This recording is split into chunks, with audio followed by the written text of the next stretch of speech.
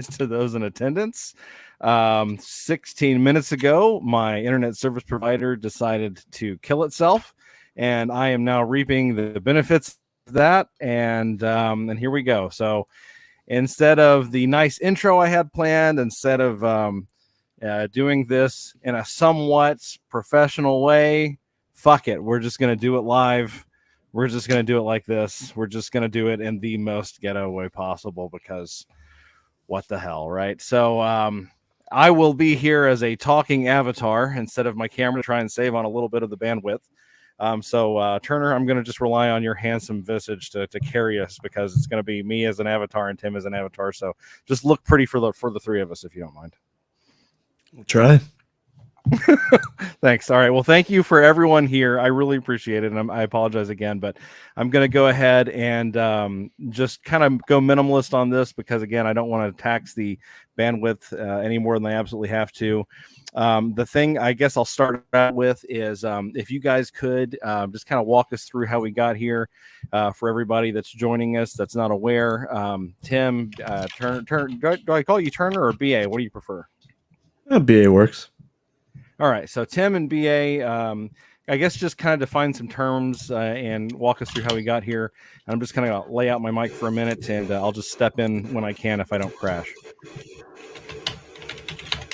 Sounds good. Yeah, I mean, from my interpretation, this started in the comment section of a Drink with Crazy, one of his videos, which was basically titled like EBS versus Eric July, just his coverage of the whole feud, as you must, between the two, and kind of just bled into the comments of my videos now that I've been ramping up my channel. So essentially, from what I could tell, Tim has a very anti-CG stance, and the reason I made comments in that video of Royce's was just to defend CG, and obviously a lot of my videos mention CG, and I'm pro CG because I'm CG, so that's essentially how I interpreted it.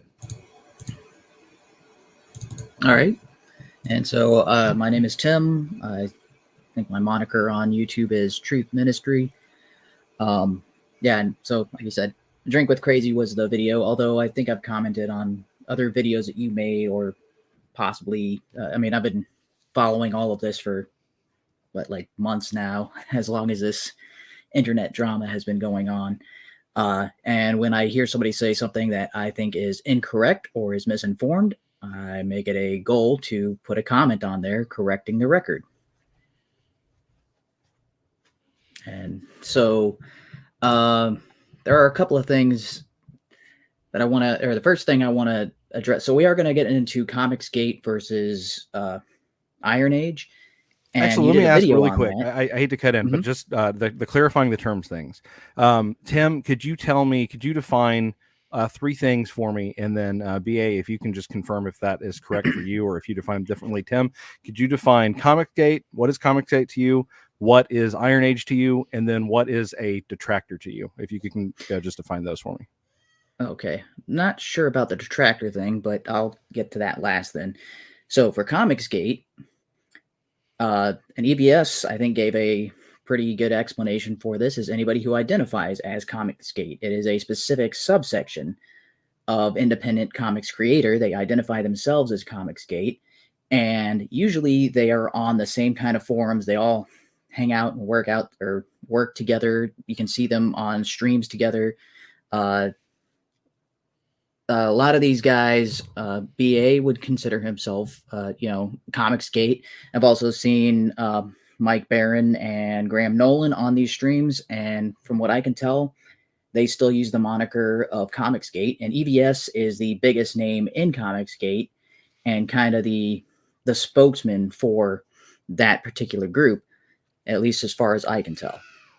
So you can always just say, hey, I'm Comicsgate, and put that tag or hashtag on your, whatever, your tweets or your YouTube videos or whatever, and there's no barrier to entry, but it's someone who's specifically saying, I belong to this particular group. Iron Age is different. Iron Age is describing a movement of independent comics creators who are rejecting the mainstream norm. So what we've been seeing over the past couple of years, at least as far as I can tell, since probably like the mid 2000s till now, is a constant degradation in comics from mainstream suppliers. And this is not just Marvel and DC. This includes IDW, Dark Horse, and a whole bunch of others. And the ones that have been largely left out of that is typically French comics and Japanese comics. But mainstream American comics from the major publishers, they're all following these trends of presenting characters that nobody cares about, storylines that don't actually focus on characters and instead focus on politics of today and gender identity and sexual orientation. And you're like, okay, there's 5% of superhero in my LGBTQ comic. That's the trend that we're seeing in mainstream. So Iron Age is anybody who rejects that and is like, hey, I remember where comics were good. I would like to create comics or read comics or do anything in the creative space or help support that. All of that movement is Iron Age. So by definition, Iron Age includes Comicsgate. But the difference is there are individuals within Iron Age that do not want to be associated with Comicsgate because they think Comicsgate has a bad reputation because of individuals like EVS. There are a lot of people in Comicsgate, and you said detractors, and so this is where my definition of detractors comes in. I would not say detractors is kind of like a too nebulous a term. It doesn't quite, like, anybody who disagrees is a detractor. So I think a more apt term to describe what I'm seeing is bad faith haters, individuals who consider themselves Comicsgate and will go after anybody who doesn't want to be called Comicsgate simply because it's a in-group preference of, hey, Comicsgate or nothing.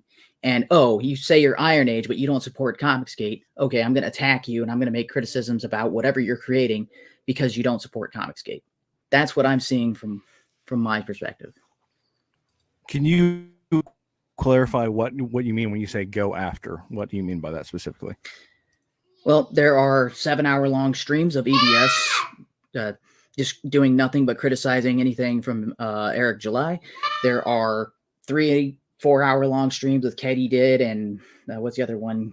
Gateway Geek and things like that, where all they do is they attack Rippaverse comics and they will attack smaller Iron Age creators. And this is one of the things that I did want to get to is they don't support Comicsgate. They're not helping the movement. They're hurting us, sort of thing.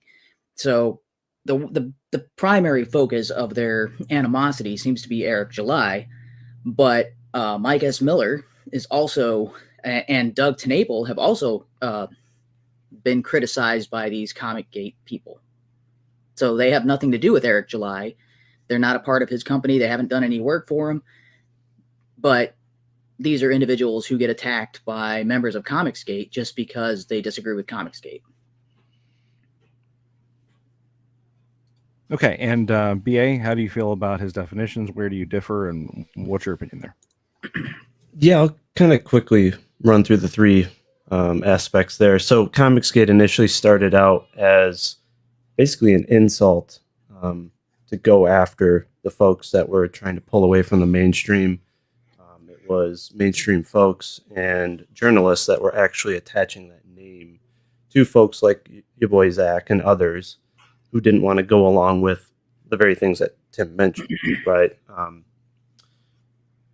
Having to write about certain things in comics and push certain political agendas, etc. And those creators that stepped away from the mainstream and decided, hey, let's go independent, let's do something different, they basically took that word and just said, hey, let's lean into it and let's make something of it. And then that grew over time, and you had more and more folks like EVS, Mike Barron, etc. join it.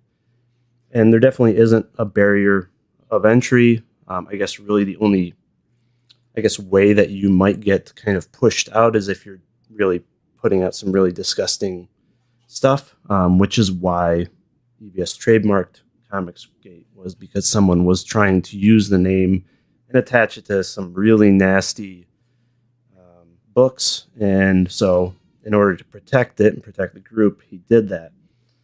So yeah, Comicsgate is just folks that want to be independently creative, to be able to create whatever they want, as long as it's not super degenerate, etc., and to just have freedom. And obviously, a lot of it's based around crowdfunding, because that's as independent as you can get. When it comes to Iron Age, that definition that Tim gave is basically Comicsgate. That's all of our values and beliefs in a nutshell. So to me, Iron Age was essentially just adopting the moniker of Comicsgate, but not wanting to be attached to a label, even though it created its own label in a way, because Comicsgate has been attacked by folks. It's been labeled as a hate group and a bunch of other nonsensical things. And these, I'm going to say, independent folks didn't want to risk getting canceled or potentially losing sales because you're associating with some folks that some people may not like, which you can never have everyone like you. So that's, I mean, part of being independent is you can't be canceled in reality. And apparently Razor Fist coined the term, but I've also heard that Peter Samedi also did in the past, even prior to that, but didn't really make a lot of hubbub around it. And he associates with CG and all of that, but for some reason wanted to have his own kind of label to try to market his own books, which, I mean, kudos, it is a good marketing term, but there's a lot of confusion around it because some people consider it an era. Now, Tim just described it as a movement. Other people consider it a group. When I started kind of dealing with folks in Iron Age and interacting with them and promoting a ton of Iron Age people, and I even consider myself Iron Age in the sense of a good group of people just trying to be independent and grow. Which of the three is it? A lot of them are very, very anti being labeled a group, which again, I think is out of fear of being canceled or being attacked for the core beliefs of the group or the movement. The era, I don't necessarily agree with because it's kind of silly to name your own era, right? Golden Age, Silver Age was named after the fact as a result of the time period and the quality of the books. To label it yourself in real time and try to attach projects that haven't even really necessarily been qualified as quality products or books, at least outside of CG, to me just doesn't make much sense. And then going into the detractor topic, I mean, my phrase is we're all human, we're all detractors. It is, because a detractor by definition is a critic. Everybody is a critic of someone or something, but it's a word that Eric Jolie popularized, I guess, recently. Whenever he has a new want to say, buzzword, actually, it takes I off. think DSP popularized it. That's how I heard Detractor first. I feel like Eric was ripping off Darkside Phil, and I'm only partially joking about that. All right. So with that said, thank you both. I guess I'll go ahead and open up the floor now. And who challenged who to the debate? So who wants to bring up the first, I guess, issue? Who? I did. Okay. Tim's been kind of writing me love letters in the comments of my videos, like literally novel long comments, just kind of pushing the anti-CG, anti-EVS nonsense, in my opinion. And so I'm like, dude, I can't keep reading these super long comments and then respond in kind. Cool. I actually have to write novels. I understand that. Tim is very romantic. Sam wanted me to tell you that he loves you and misses you, Tim. Yeah, whatever. So yeah, I challenge him to a debate. The floor is I have yours, to. gentlemen. I'll go. I have to give him props for actually doing this, because most people, especially super fans of Rippa and stuff, you say debate and then it just goes like completely silent. So definitely props for doing the debate, and I think that's the best way to have an open conversation versus through text, anyways. So. Okay, so there are a couple of things that I do not like being considered a super fan of Eric. I am a fan of the truth, and I will defend anybody against lies. So I have defended Do you Anna do you think Kasparian, although I do not consider myself a fan of hers at all. But when she is correct and she's being falsely attacked, that's a problem. I do not agree with her politically or anything, but she has had some good takes, and I defend her. Does that make me, I'm a super fan of Anna Kasparian? No. The same thing with Bill Maher. When Bill Maher occasionally gets something right, you credit him, and then all these people attack him over using basic lies and misunderstanding of. Do you want to start with, I guess, mentioning something that you believe I lied about? Might make it a little easier. Okay. So,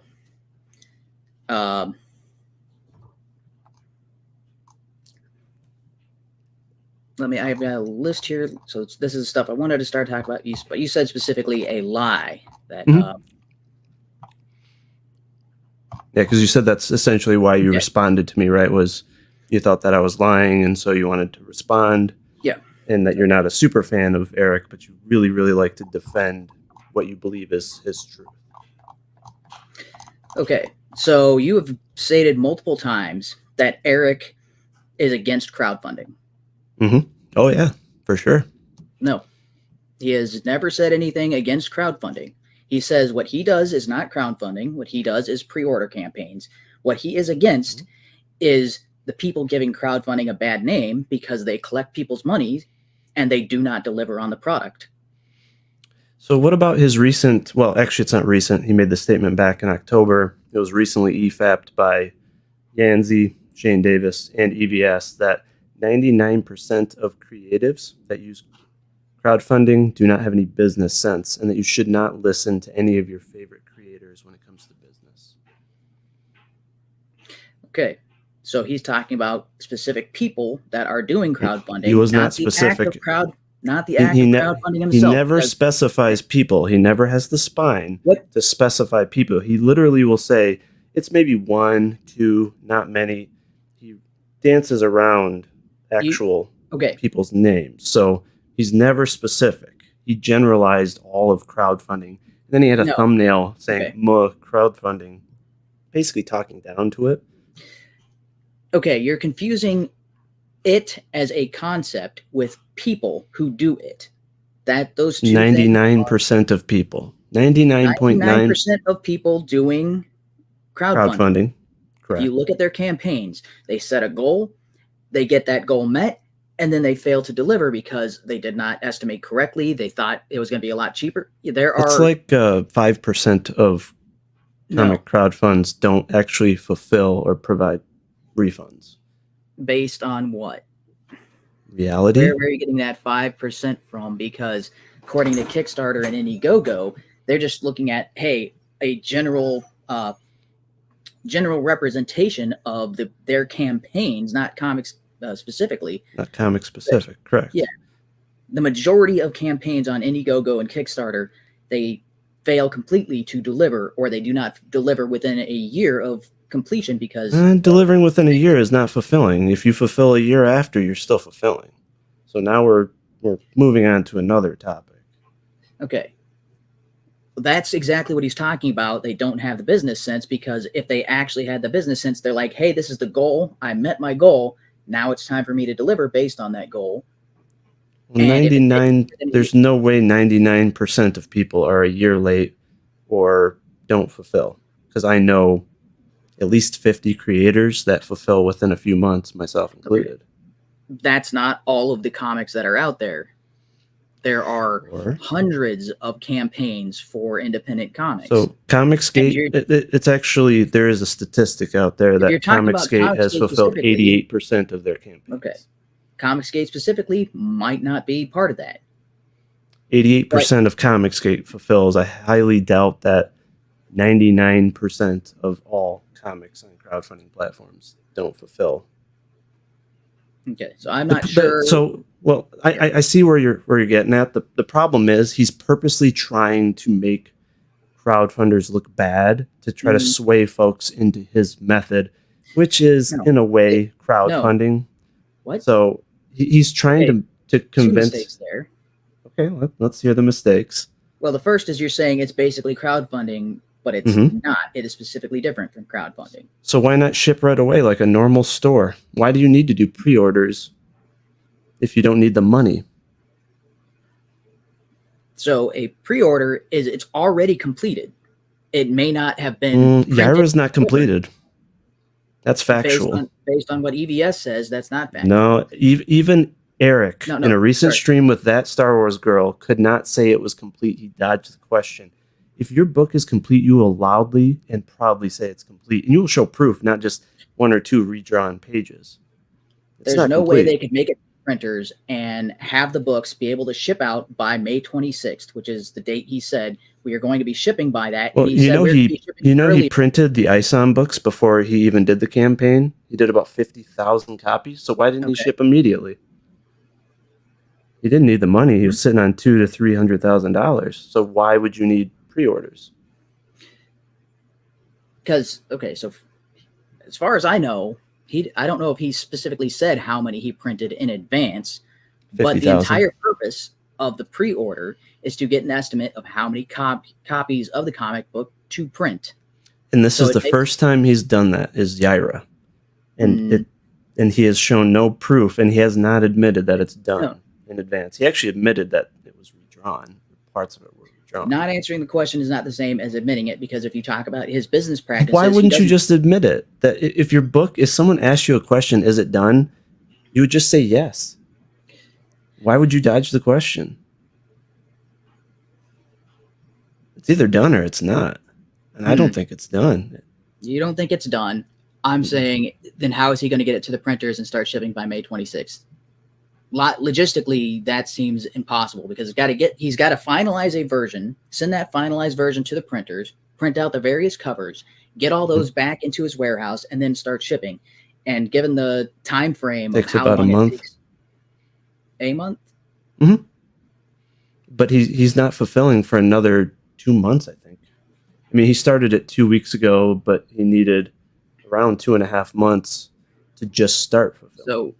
So I couldn't get an accurate He should already number, have samples. He should already have samples. I mean, if your book is done, you don't have to do your mass print right now. That's silly. That's what he did the first 2 times. That's why he had to do a fire sale of $5 on ISOM and the whole charity thing.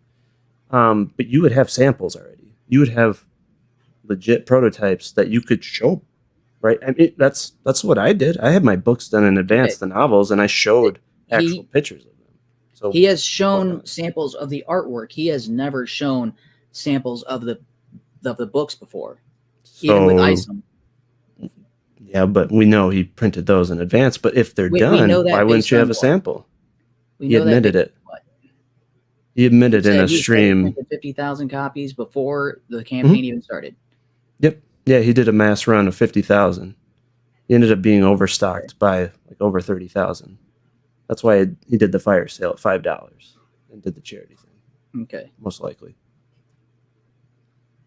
All right. I have not seen that specifically, but if that's true, okay. That would be the only example, because for ISOM 2 and Alpha Core, they printed based on the actual pre-orders. Maybe. Okay.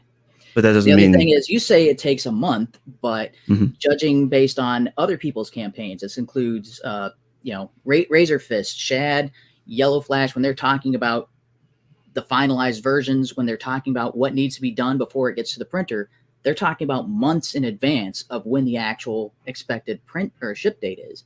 So how is Eric getting it within a month when almost everything else I've seen, and even EBS... But if you're saying it's done, that means it's pre-pressed, it's ready to print. No. So is it done or not? No. Are you saying the story is done? Those are 2 separate things. Well, what's done to you? What's the definition of done? The finalized version is, hey, this is going to print. So it's not finalized, but it's the finalized done. No. The finalized is, hey, these are all the art. We're happy with the panels. We're happy with the lettering. Everything on the comic book itself is completed. The only thing that hasn't happened is it hasn't gone to the printers yet. So it's not done. Pressed it. They haven't actually put it. It's not done then. Okay. Done means finished. It's ready to go. So it's not done. It's not ready. Okay. There seems to be and there's redrawing disagreement as well here. No. So we're talking definitions. Done is done. I mean. Okay. if your definition of done is the comic is completely printed, then I'm going to say Or ready probably to be not, printed. because it was not printed for ISOM 2 and it was not printed for Alpha Core while their pre-order campaigns were going. Those were printed as the campaign went, and when they got to the warehouse, they started shipping them out during the campaign. But the art, if you're saying that they're redrawing the comic, there's no way they can have a finalized version and get that to the printers and then print it off and then shipped in time. Bingo. It's being redrawn, which means it's not done. And that's why he needs extra time. And he's being smart, and he's actually getting a good, like, firm estimate of how many to print versus printing 50,000, because he doesn't probably have the money to print 50,000 of them. And it's just not good business to do that either. Okay, I'm going to disagree with you on has the money, because all that's based on speculation. Neither of us knows how much money he has or doesn't have. But the fact that he's green-lighted at least 6 projects that we know about, plus potentially more, whereas he's just, so where did that, so it sounds like you're saying he has money to do that, but he doesn't have money to print the books that he's already. No, I said he might not have money to print 50,000. But why would he print 50,000 if there's only exactly 12 that's what he did for ISOM. He printed like 50,000 copies. So again, he's becoming smarter in that sense. I'm giving him credit there. But that's the entire purpose of the pre-order campaign, is you get a number of books that you're like, okay, I'm going to sell this many. I need to print. Yeah, I understand the concept. 12,000 of them. You're like, hey, I can do a print batch of 20,000. I sell my 12,000. I still have 8,000 left over. If he printed 50,000, well, now he's got 30,000 of his. So, if you have excess inventory, that is your money sitting on a shelf instead of making money for you. Right? And he's doing it. He's doing pre-ordering properly now. Yes. And that was the entire purpose of doing pre-orders, is to have those, hey, we know we can print in these chunks that are smaller. We don't have to. Which is just like crowdfunding. I mean, crowdfunding in many applications is a pre-order. Mine was a pre-order. Okay. My books were done in advance. I just needed an estimate of how many to print. And then as soon as it was done, I printed. Actually, I fulfilled within the period that he is actually going to start fulfilling his. So maybe your campaign was the exception, but I'm looking at all of these campaigns from industry professionals, people who say who are drawing, who are writing. So yes. When you look at EVS's most recent not doing 3D assets. Rainbow the Brute is not a pre-order. Correct. That is a crowdfunding campaign, because the comic book is still in process. He's for a year didn't give any kind of updates, and now suddenly this year is posting multiple pages of, hey, here's what we did this week. Hey, here's the most recent drafts of the pages that we have right now. That means it's still in progress. all of these campaigns. Could you list some others? What are some other examples that you've seen? Okay, Snowman is 3 years late. Super Killer is 3 or more years late. No, it's only like 6 months late. Well, late again. Well, let's clarify. Late after the delay, or because this is delay number 2 at least. No, I think his initial date was like maybe November or something. But you got to remember, crowdfunding has an estimated ship date. It is not a firm commitment date. It is not a promise date. Exactly. So there's a lot of nuance to that topic. Well, so you can't necessarily definitively call it late when it's an estimation date. And traditional crowdfunding customers understand except how this all the ones that are in the comments asking for refunds because they're tired of waiting for their Snowman and Rainbow the Brute, and now they can do that. 3 is also seeing people in there asking for refunds, and it's like, well, and a lot of that's because of it's not even technically late yet, but a lot of that's because of Discord, though. From Eric and his fans, he's actually pulled customers away from some of the traditional crowdfunders because of the narrative he's been pushing. Because some of his customers are customers of some of the Comicsgate people. Because remember, it was Comicsgate that definitely propped him up at the beginning, and there was some crossover. So, but by saying that 99% of us, which I mean, he's aiming that at me, do not have business sense and all of this nonsense, is trying to frame it as, hey, crowdfunding comes with all these risks. If you're going to back these campaigns. So, but look at So- me. I fulfill right away. My books are done in advance. So Can't you see the marketing ploy that is? Okay. It's a bit dishonest. So Eric made up that these campaigns that are crowdfunding are not delivering and they're delayed and people are getting angry. He made all that up and he caused the fans to then request refunds. It's not the other way around. It's not that this was all going on and Eric saw this and said, "Hey, I don't want my company to be part of that." He started doing it. He started doing it after EVS stood up to Eric after the night letter. It was an immediate. He started doing that when he announced his company. He said, "We're doing pre-orders so that way our customers don't have to deal with this issue." He didn't really talk down to crowdfunding at all at that point because he was relying on crowdfunding artists like EVS and Shane Davis, Gabe Al-Taib. Basically, his entire staff, for the most part, of creative staff, were Comicsgate or crowdfunding people. So he relied on them. So why would he shit on them at that point? But then once he determined, hey, Kanan White, Gabe Al-Taib, all these people will be able to denounce CG. And then I have folks like Mike Barron and Chuck Dixon that can be friendly amongst the two and need a paycheck. Well, now I can attack crowdfunding because I don't want EVS. I don't want Shane Davis. So now he's attaching to non-CG folks. Because before he even announced he was doing a company, before he announced the Rippaverse was a company, he was complaining about crowdfunding because he saw the customers. That's the entire reason he set his business up to not make use of crowdfunding. He was mainly shitting on mainstream. I mean, that's how he gained a lot of his subs. Vito are two examples. They are the main examples, and they are specifically representatives of Comicsgate. That's why I reference them. Vito is not a representative of Comicsgate. That's just funny. Vito is just indie. Some people in Comicsgate don't welcome him into Comicsgate. I do. He's a really nice, friendly guy.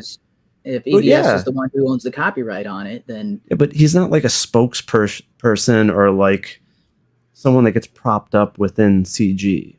But let me ask EVS this, says there's no barrier of entry. You said that he lied about. You said that BA lied about Eric when he says that Eric was putting down crowdfunding, and so I'm trying to. So just walk me through this. So you're saying that he lied, and he's taking exception to that because he feels like, as someone who has fulfilled, that he feels like that 99% is all encompassing. That includes him, and so your counter to that is what? Could you go through that for me again? Redefine that. So maybe Eric over exaggerated with the 99%. Maybe it's something like 80% of campaigns. But I know that there are a lot of campaigns currently on Indiegogo and GoFundMe where they've met the goal, but the customers are still waiting to receive their comics. So that's not the same thing as not fulfilling. Not fulfilling would mean they completely ghosted them. It's been a couple of years, and they're just not fulfilling. That's what I'm talking about. Completely but that's ghosted not. them is not. No, that's update a very, very small percent. That's a very, very small. Snowman, no update for what is it? Almost he updates on all of his streams, and all of EVS's customers watch. This is on Indiegogo itself. Last time I checked, did you back it? I did not back it. I did not back it on Indiegogo. How would you know if there's updates? You didn't back it. Indiegogo. What, by comments? Every time there's an update on an Indiegogo campaign, that's the same update that the backers receive. But he does provide an update in his streams. In his streams, and unless those Indiegogo backers are watching his streams, they're not getting those updates. He's not doing it through Indiegogo. Rainbow the Brute went over a year without any such updates, and it's only this year that he started doing updates in that. That's what I'm talking about. EVS has never not fulfilled a campaign, though.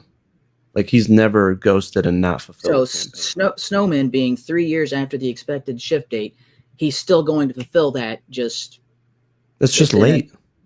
It's just he admits late it with no currently updated estimated delivery date. No, he's hoping to print it very soon. I don't remember exactly when he's planning on based on his streams, but he does provide updates in the streams. He's planning on printing very soon. That's 3 examples. Those are the primary examples. Late is not the same as not fulfilling. He is going to fulfill them. He has never not fulfilled a campaign. He's very honest about being late. He's not happy about it either, but there are reasons behind it.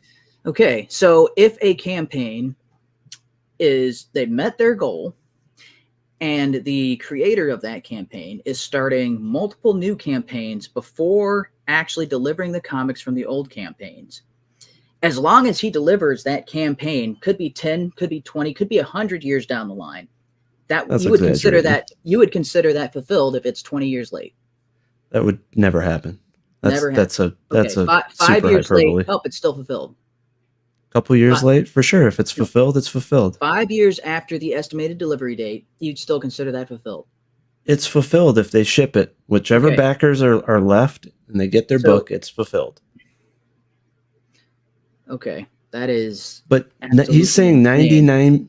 So Because we're gonna have to go on to another supposed lie soon. We've been dragging this one out, but No. he's saying 99% of people in crowdfunding and creatives do not have Yes. business sense.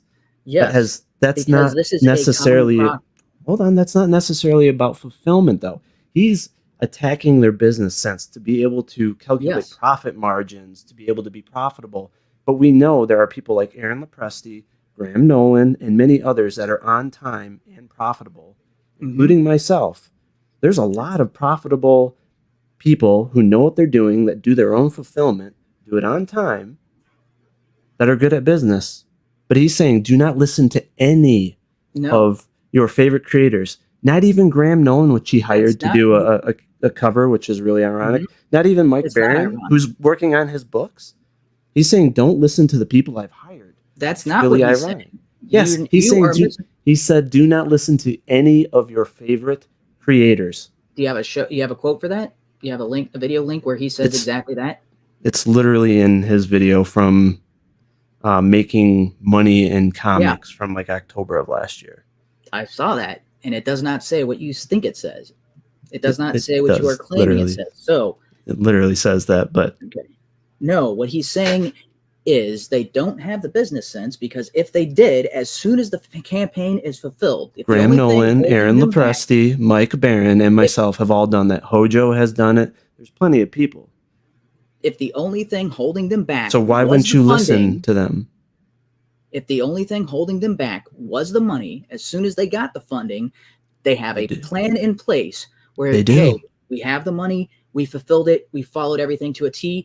Maybe there is some unexpected delays, but you're not going to see Don't think you're 6 following months, these 1 creators. year, 2 year, 3 years delays.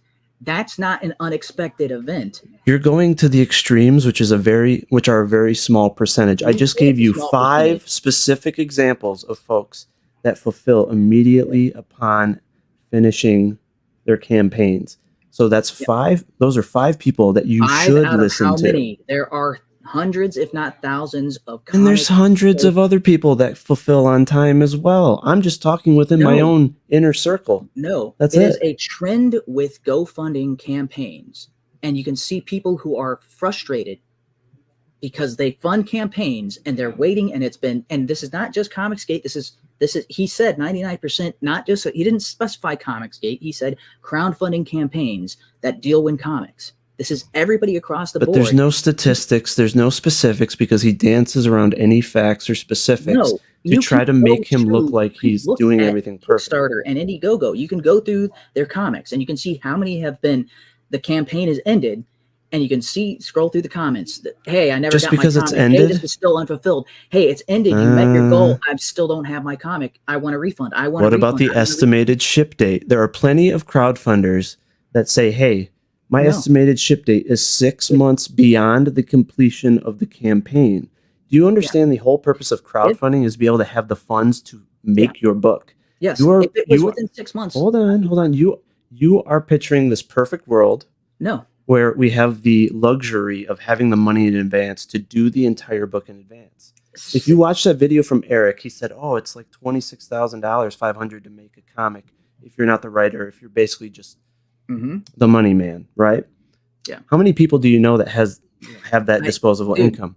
So the whole purpose of crowdfunding is to be able to get the funds to bring your project to fruition. you're not explaining anything to So me. if That's exactly they- what I just said like 5 minutes ago. Dude. So if their estimated ship date is 6 months beyond the close of the campaign, They are not 3 late years. until after that. You're going to a very few specific examples. Not those are the main examples. You can No, go, they're not. They're just the go most and get started popular right now. examples. No, Those are the most popular examples. It's not 99% of creators. That's complete bullshit. I just gave you several examples. So they are not late, especially if their dates are out in the future, because they're being honest. Not just EVS ones, not just Vito. Scroll through them. There are hundreds, if not thousands of them. And you can see in the comments, these are late. This is way beyond the ship date. I can't wait anymore. I'm demanding a refund. Pull up some statistics. This is for then. all crowd. This is for all crowdfunding you're talking about now, not just comics. Yeah, no. This is specifically comics within crowdfunding spaces. Yeah, specifically comics. The comments are asking for refunds. This is a trend of customers who are like, I'm tired of supporting these indie comic initiatives because I never get what I pay for. So can you admit it's not 99% of creators? Yes, it's probably not 99. Thank you. But it is. Why would you inflate that unless you're trying to make yourself look better than those doing crowdfunding? I never said he wasn't doing That'd be like if I said, well, imagine if I were to go on a stream or make a video. Just let's imagine this, right? I do a video that says, you know what? 99% of people doing pre-ordering are going to steal your money and never ship your product. That'd be pretty dishonest. And wouldn't that appear like I'm trying to make them look bad to steer them towards myself? So the 99% is not saying that they're stealing your money, because you're twisting his words. He said they don't have the business sense, because even the if they're making money, they have the business sense. EVS is extremely profitable. You realize he has an eBay store that is shipping books every day. I checked the numbers, but they're not good for somebody of that size. It's down 45% from the peak of his business. What is Eric's numbers down from ISOM 1? No. No. Okay.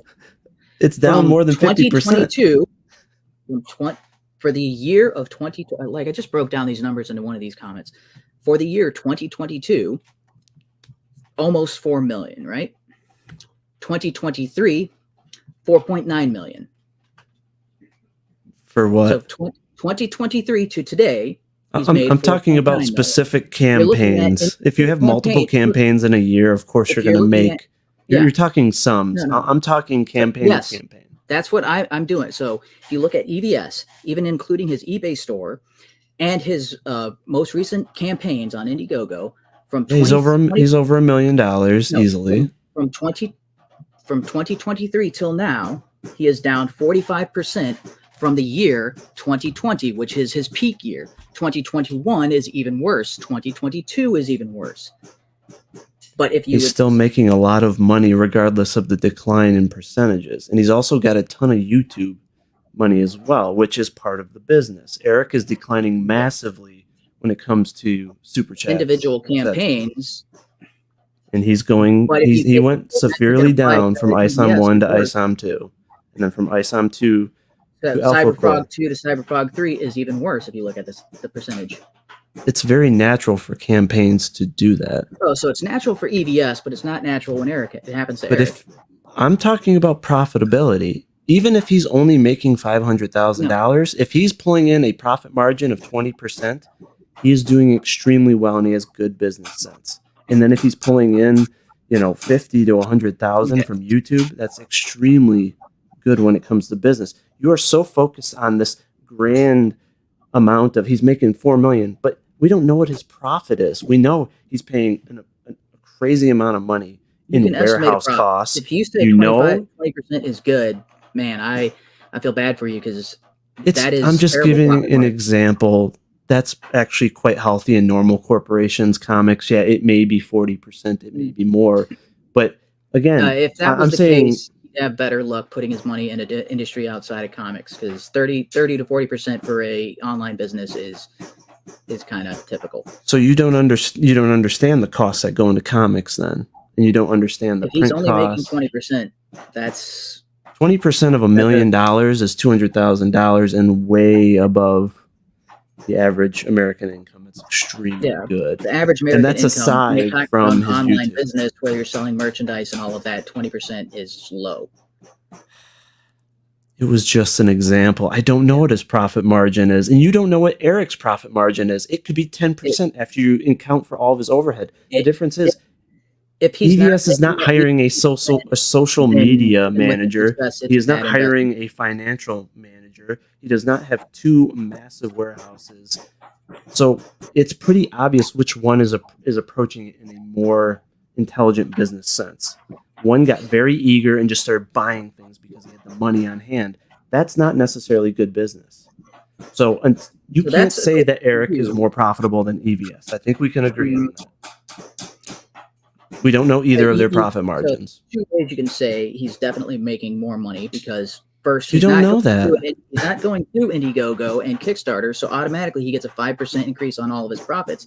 Ooh, 5%. That again, we don't know either of their profit margins, so you can't say one is doing better. That's an automatic 5% increase, and if you look at the campaigns in general, there's more. I'm giving you neutral ground to say that neither of us can say either is more profitable than the other. I think we can agree on that because we don't know their balance sheets. How successful Eric is over EVS. EVS had to do a crowdfunder. So you're a super fan. EVS had to do a crowdfunder for a 10K advertisement on Camelot's NASCAR car. Yeah, because he's a nice guy. He just helps somebody's dreams come true. Why did he have to do a crowdfunder for 10K? I can get a business loan for 10K myself, and I didn't do multi-million-dollar campaigns. So you want Camelot to do a business loan instead of to advertise your business at NASCAR is not something he should make his fans pay for. That's what I'm saying. It's like that to me. They're getting books and things in return. That's the purpose of crowdfunding. They're not just donating. I mean, they're getting something in return. Let me crowdfund for that is very telling about the financial situation that EVS. Do we want to talk about charities? About well, I don't know, making people pay. I don't see what that has to do with. I want 10K to advertise on Camelot's NASCAR. Let's crowdfund that. That means why would you make someone pay less than or more than the cost of a book to donate that book to a charity? Why would you even charge anyone to donate a book? Why wouldn't you just give it a 1-for-1? Hey, if you buy an ISOM book for this period of time, I will donate another ISOM book to this charity. Why would you make someone pay to donate a book that probably costs $2.50 to print, maybe a couple $100 to send a pallet? You can't criticize the one and not the other. That's okay. One is I need 10K. I need to use you guys to raise the 10K. The other one is He did not ask EVS. EVS offered it up, and his fans obliged by backing the campaign. EVS has made over $7 million through his comics. That's awesome. He's really good at business, huh? Now, someone with that kind of money, you're going to dismiss that amount of money and say he's not good at business? You said he made at least 20%. How does he not have 10K in the bank where he can just be like, oh, 10K, let me do this? Why does he need to say, oh, let's crowdfund to raise money for that? That's what I'm saying there. Now, so why wouldn't Eric just give $10,000 to the charity? He did that eventually. But after he got called out, sure. But why didn't he do that from the beginning? Why make your backers or your pre-order people pay for charity? For the first campaign he did for ISOM 1, he put that as an option for people to donate to the charity by buying the comic. Why make your backers pay for it? You are literally criticizing Camelot and EVS for the exact same thing that your boy did. Taco Bell, Walmart, Target, any place that you go and buy, and they do a St. Jude's charity or anything like that, they say, hey, would you like to donate to this? Would you like to donate? Why are they doing that if they're making money? They're not making people buy something at Walmart in order to give a donation to St. Jude's. On top of what they're paying for at Walmart. It's the same thing with the comic. He's saying... Or you could go direct and just give St. Jude's money, but you have the option to decline it. I don't see where you're getting at, honestly. The people who wanted to give money to Comics for Kids could have done that without going through ISOM. So Vaughn's got a good point. Can we go to the next lie or kind of go to a new topic? Because this is just becoming an anti-EVS thing, which is kind of proving my point of why I challenge you to the debate. But do we want to go back to the Iron Age topic? Or do we EVS bring is up a another big lie? example. But do you want me to take time from this to go through Indiegogo and point out? Why is this all about EVS all of a sudden? No. Like, what's the hate boner for? Various Kickstarter and Indiegogo. Do you need some Viagra to take care of your hate boner for EVS? All right, and then I think that we're done here. I'm trying to get us back on track. We veered this off into just this anti-EVS stuff, which is how this all started. Which disproves yours. Let's just get to a new topic. Advertising campaign. The other one is saying, if you would like to give money to this charity, this is an option you can take. He doesn't need it to advertise his business. He doesn't need the money. He's saying, I would like to make this available to you. So we don't we don't have judges. The judges are like EVS the chat. For so there's really Camelot no we can go from topic to topic freely. So what was a different thing that you wanted to discuss? Because I don't have an issue with where you guys are going with it, but I do feel like we're kind of going in circles. Yeah. Well. All right. Do you want to cover Iron Age, or is there another lie? I agreed to this debate. Is that I thought that you might be an honest actor, because based on all the other Comicsgate people, they spread lies, and I think I was under the impression that you were just misinformed. But who in Comicsgate spreads lies? Let's be a little more specific. I just said one. The crowdfunding. You continually claim he's against crowdfunding, and he's not. He's saying it doesn't work for his business, and he doesn't have to rely on it because he could afford not to use it. And it is a selling point for his business. And the reason his business has done as well as it has is specifically said because he opted for pre-orders instead of crowdfunding to support his business, because the comics were already completed and he was just getting an estimate from his customers on how much they wanted to order. That's because the comic books were coming out whether people bought or not. They were going to be printed. Same thing with Yaira, same thing with Alpha Court. They're going to be printed even if $0 were raised in the pre-order campaigns. They were already in line to print those books. They sold as well as they did because there's a guarantee that those people are going to get the books they paid for. That is a selling point, and Comicsgate continually acts as if that's not a selling point. No, I agree that's a selling point, but the problem is he's trying to step on others and put down crowdfunding in order to gain more attention towards his method.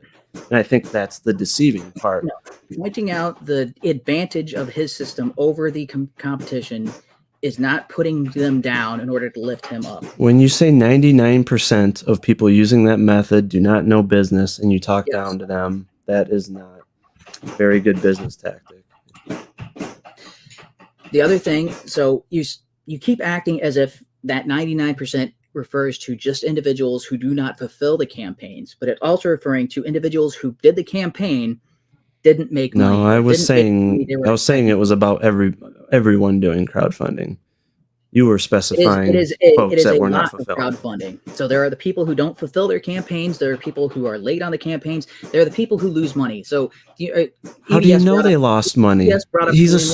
Eric is assuming that crowdfunders lose money. Kanan White. Okay. Kanan White now works for Rippaverse. Mm-hmm. He was a part of a GoFundMe campaign. It got fulfilled. They lost tens of thousands of dollars on that. Okay. What's that have to do with the other 99%? That Kanan White is an industry professional. He was working for a YouTuber that had experience in all of this. Yeah. That is somebody. So you didn't have any experience doing any of this before you started doing your crowdfunding, and maybe you were one of the successful cases. That makes you the exception. I work in the corporate world. I have business sense from a corporate perspective for almost 20 years. You are in the 1%. You can it's much bigger. You admitted earlier it was more than 1%. Now you're going back to agreeing that it's 99% that don't know business. I'm saying I used 1% as an example, as in the minority when it comes to this, of somebody who had a campaign, reached their campaign goal, delivered in a timely manner, and actually made money. So do we want to go on to the next apparent lie or like Iron Age topic, or are we just going to stick to this 99% topic? Ooh. Niobe Comics, I don't know who you are.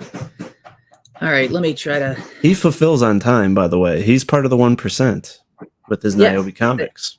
Okay, but does he? So he's making money and actually fulfilling within a reasonable amount of time. Because like I said, I looked through Indiegogo and Kickstarter, and you can see these countless examples of the people who do one comic and then There's disappear. thousands and thousands of creators on there. There's no way you've combed through thousands and thousands. There's a very specific thing that I was hoping that you two would get to.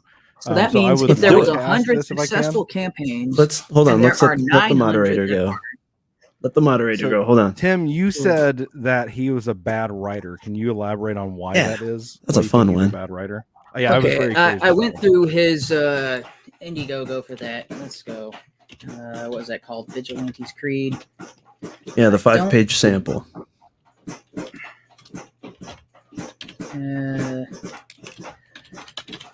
Okay.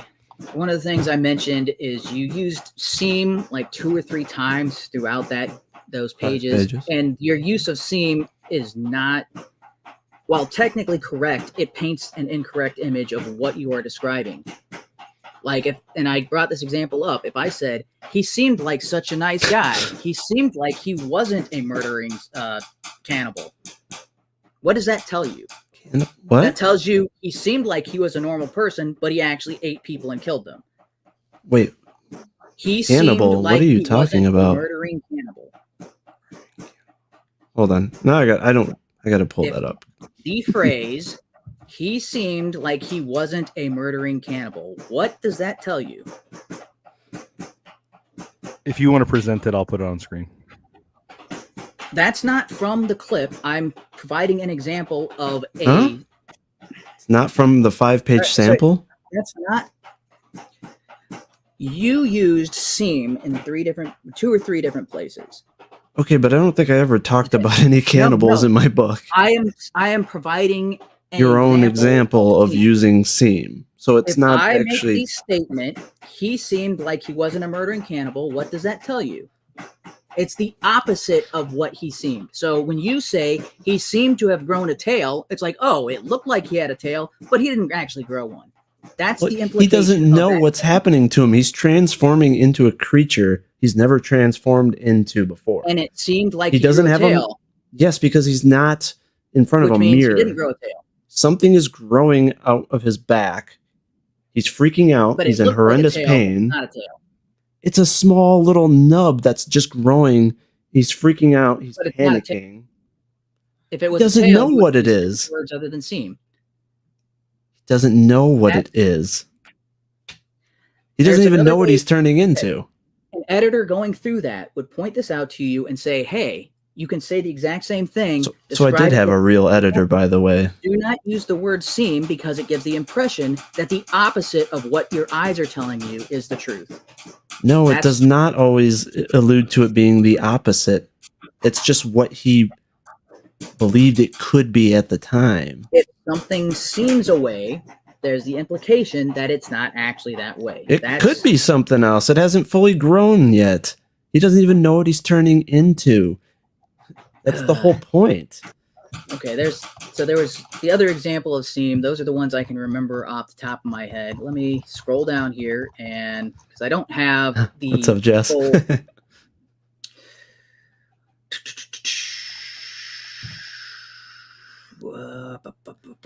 So, do you think Eric is a good writer?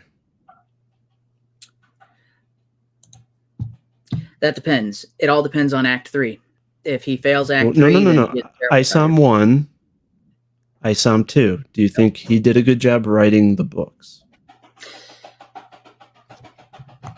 Be careful. You might become a detractor. Just be ready. We might change your avatar to a tractor. In my original review, better than average, and he's setting up events, and if they don't pay off correctly, then it's a bad writing. What was your favorite part of ISOM 1? Out of curiosity. My favorite part was actually the interaction between Yaira and Isom. Because that that interaction, I know it gets made fun of. Like, okay, he crashed into her, she crashed into him, and now they're both confusing each other for the enemy. This is, this was actually in game when Star-Lord thought Iron Man was working for Thanos. This is something that happens a lot, but that scene painted out how the universe works in the Rippaverse. Is okay, we've got multiple storylines going on. They're all independent of each other. They're all doing their own things, and they're going to interact with each other and then move on, which is closer to what Heroes did, and is closer to the events of. There's a book series called The Wild Cards. Both, like, Heroes Season 1 was fantastic. The Wild Cards, the entire series, at least through the Tor books, was fantastic the whole way through, and it operates on a similar mechanic in that this is a world that is lived in and breathed in. Superheroes are a common occurrence. So Isom admits he's not a hero in Isom 1, okay. Though. I mean, several times he alludes that, don't credit this to heroism, and I mean, it's about him being disrespected, right? And Yaira is punching civilians. Yep. There are no heroes in Isom 1.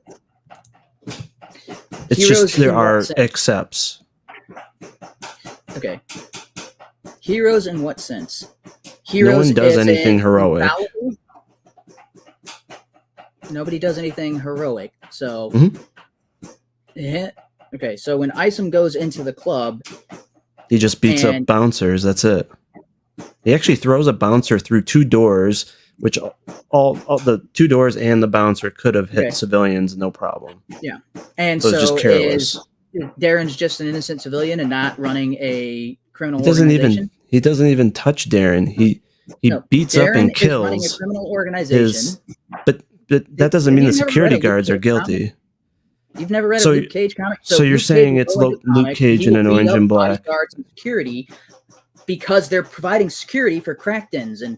So I've been a security guard and I've been a bouncer at a club. I had no idea if they were doing illegal things. They probably were. So am I guilty for taking on a job but not knowing what's going on at that business? There are plenty of businesses like Enron that people worked at. Are they guilty if they don't know that company's doing illegal things? You don't just kill a bouncer, especially when you oh, dude, he made his guts splatter out. The chat no one survives that. Pleading fact, we went over this last time. So the banging sound to be killed. Is that a possibility? Sorry, what? Oh, the banging sound. Hey, Josh, can you knock it off for like 5 minutes, dude? Hang on. Sorry, my brother's I think chat might actually like, give you the win just for stopping the banging noise. It's like almost 10 o'clock and he's practicing drums. Sorry about that. I tune it out. I got it. All right. There you go, chat. All right. I'm sorry to interrupt. He might start it up again. If that's the case, then. So I guess your only criticism of my writing so far is just using the word "seem" a couple times. No, that's not my only criticism. I gave you several paragraphs of all the things that, as an editor, they would point out in your writing where it's amateurish, or you have typos, or you're using words incorrectly. You like to use a lot of phrases incorrectly, so this is something I wanted to touch on. All right, let's hear it. You keep saying word salad. Not in I'm talking about my writing in my novel, not my writing in comics or in the comments. I don't use the word salad in my book. Okay, so you are a good writer, but you just write bad comics. Huh? Or, sorry, you're a good writer. You just write bad comments I talk differently in my book than I do in YouTube comments when I joke around a lot, for sure. So I'm having fun on YouTube. Well, the way somebody talks and the way somebody uses phrases and expressions to get their thoughts across. I don't self-insert my own language into my books. I try to write them professionally and like. That makes absolutely no sense at all. Okay, so if you meet a friend and you're like, "Hey, what's up, bro? How's it going?" You're just gonna have all of your characters to every male character be like, "Yo, what's up, bro?" Exactly.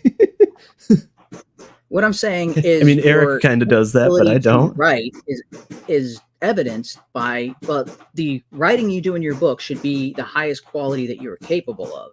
Yeah, they are in my in my books, but not my YouTube comments, especially since it's on my phone and I'm just trying to squeeze out a comment really quick. But Usually joking. yeah, so you're joking when you describe things as word salad when they absolutely are not word salad. Oh no, a lot of your stuff is word salad, and I don't have time to read. No. Word salad Paragraphs. is empty calories. That's why it's called salad, because salad Yeah, is I empty calories. think most of it is empty. Benefit. Yeah, it's not really no. mental benefit when I read a lot of your comments. It's It is attacking. No, I structure my paragraphs exactly how you're supposed to structure paragraphs in the English language. Hang on.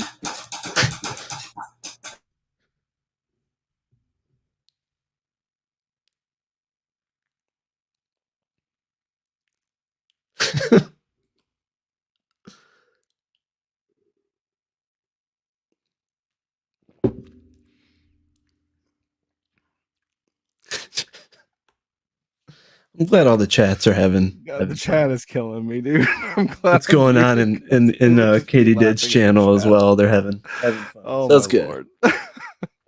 That's good. Oh man.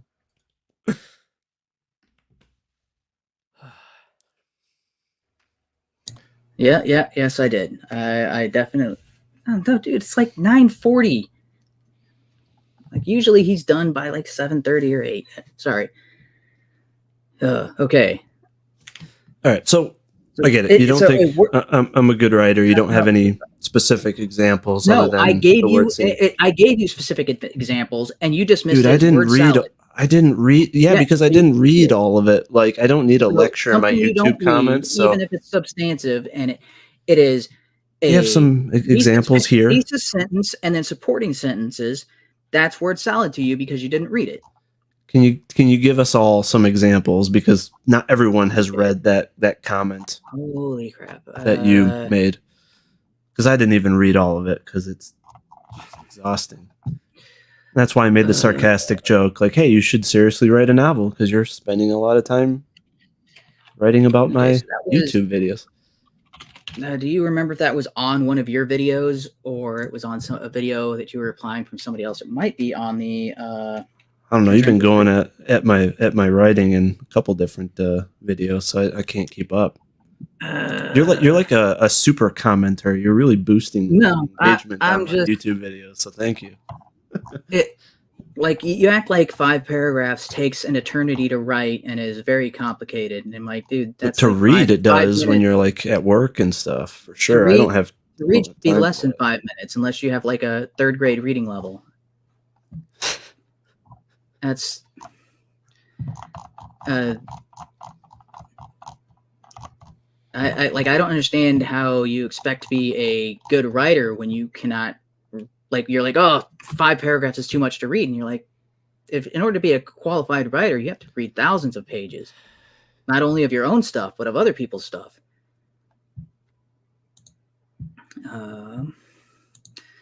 So I don't know how far back I think we can.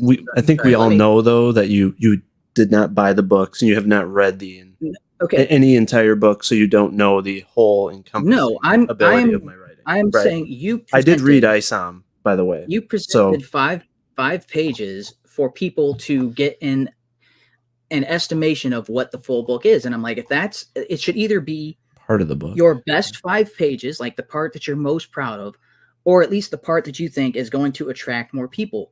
And so I'm saying, based on this, if this is the best you've got, or if this is supposed to be the most enticing part of it, wow, that's a big. But you bought ISOM? What was enticing about ISOM for you to buy that? I'm curious. I mean, seriously. Well, for starters, I didn't know the actual story. It was the, hey, nobody did. Like there was no sample. How about that? But you bought it anyways. You didn't know if the writing was good.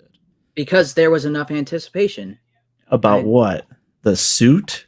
Him looking like he can fly, but he can't? I mean, seriously, what enticed you to buy it other than, or was it just Eric's name and popularity? Because I don't have that going for me. So I just have character designs. I have story structure. I mean, it's not me that's selling these books. So what enticed you to buy Eric's book and believe that it could be potentially good writing? It was and above average. The ethics statement for the Rippaverse. The ethics statement? Yeah, there's page where he's talking about these are the guaranteed promises we are making for our fans concerning the universe we're building. Was that released before he sold the book? I'm not sure. Yes, that was. That was. But that has nothing to do with the quality of the book or the writing ability, right? No. So it was more off of maybe politics, personal beliefs that he tried to portray? No, it is this is what we're building, and this is our promise to our customers. But it had nothing to do with the story or the characters, correct? You didn't know what ISOM was, what the story was about. So you bought it just because of something Eric said, so because of Eric. Because of the promise he made, yes. That's what I thought, yep. Now, for example, I mentioned a series. So this is not a graphic novels, but these are novels. And the reason so George R.R. Martin is heavily involved in this. This is prior to Song of Ice and Fire. It's about groups of superheroes. But the very first book is called Wild Cards. And the premise for it is interesting and actually really, really well done. But the actual book itself sucks. So I started in the middle of the series and then went back and read the first one. I'm like, if I had started with the first one, there's no way I would have continued on with the series because all the characters are unoriginal. Sounds like ISOM, yeah. All the characters are unoriginal.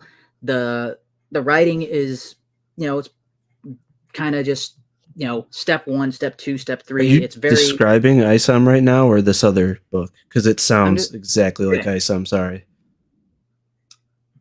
But what it builds into is a fantastic universe with some of the most interesting characters I've ever heard of. Wait, hold on. No, seriously. Are you talking about the ISOM universe or this Wild Cards universe? This is Wild Cards. And I'm saying it started off with a premise and a promise and saying, hey, this is what we're trying to do. And once it got going, once they actually found their footing and they built their characters and they established the universe the way it should be based on the starting premise, what they ended up creating after a decade or so is you're waiting for a decade universe that's ever been built. Wait, so you would be okay waiting a decade for a good book from Eric? No, versus a year or two for a fantastic book from a creator like you. Year or two. Is that what I heard? Again, not from what I've seen. Oh, hold on. Let me start with the first part of the question. Would you be you're okay with waiting potentially 10 years for Eric to, in his what he likes to use the phrase, get his shit together to create an entertaining book? What I'm saying, as long as it starts off with a good premise, even if we didn't know the premise when you bought ISOM. You said you bought it from an ethics statement. No, I said what made me want to buy the comics was the ethics statement.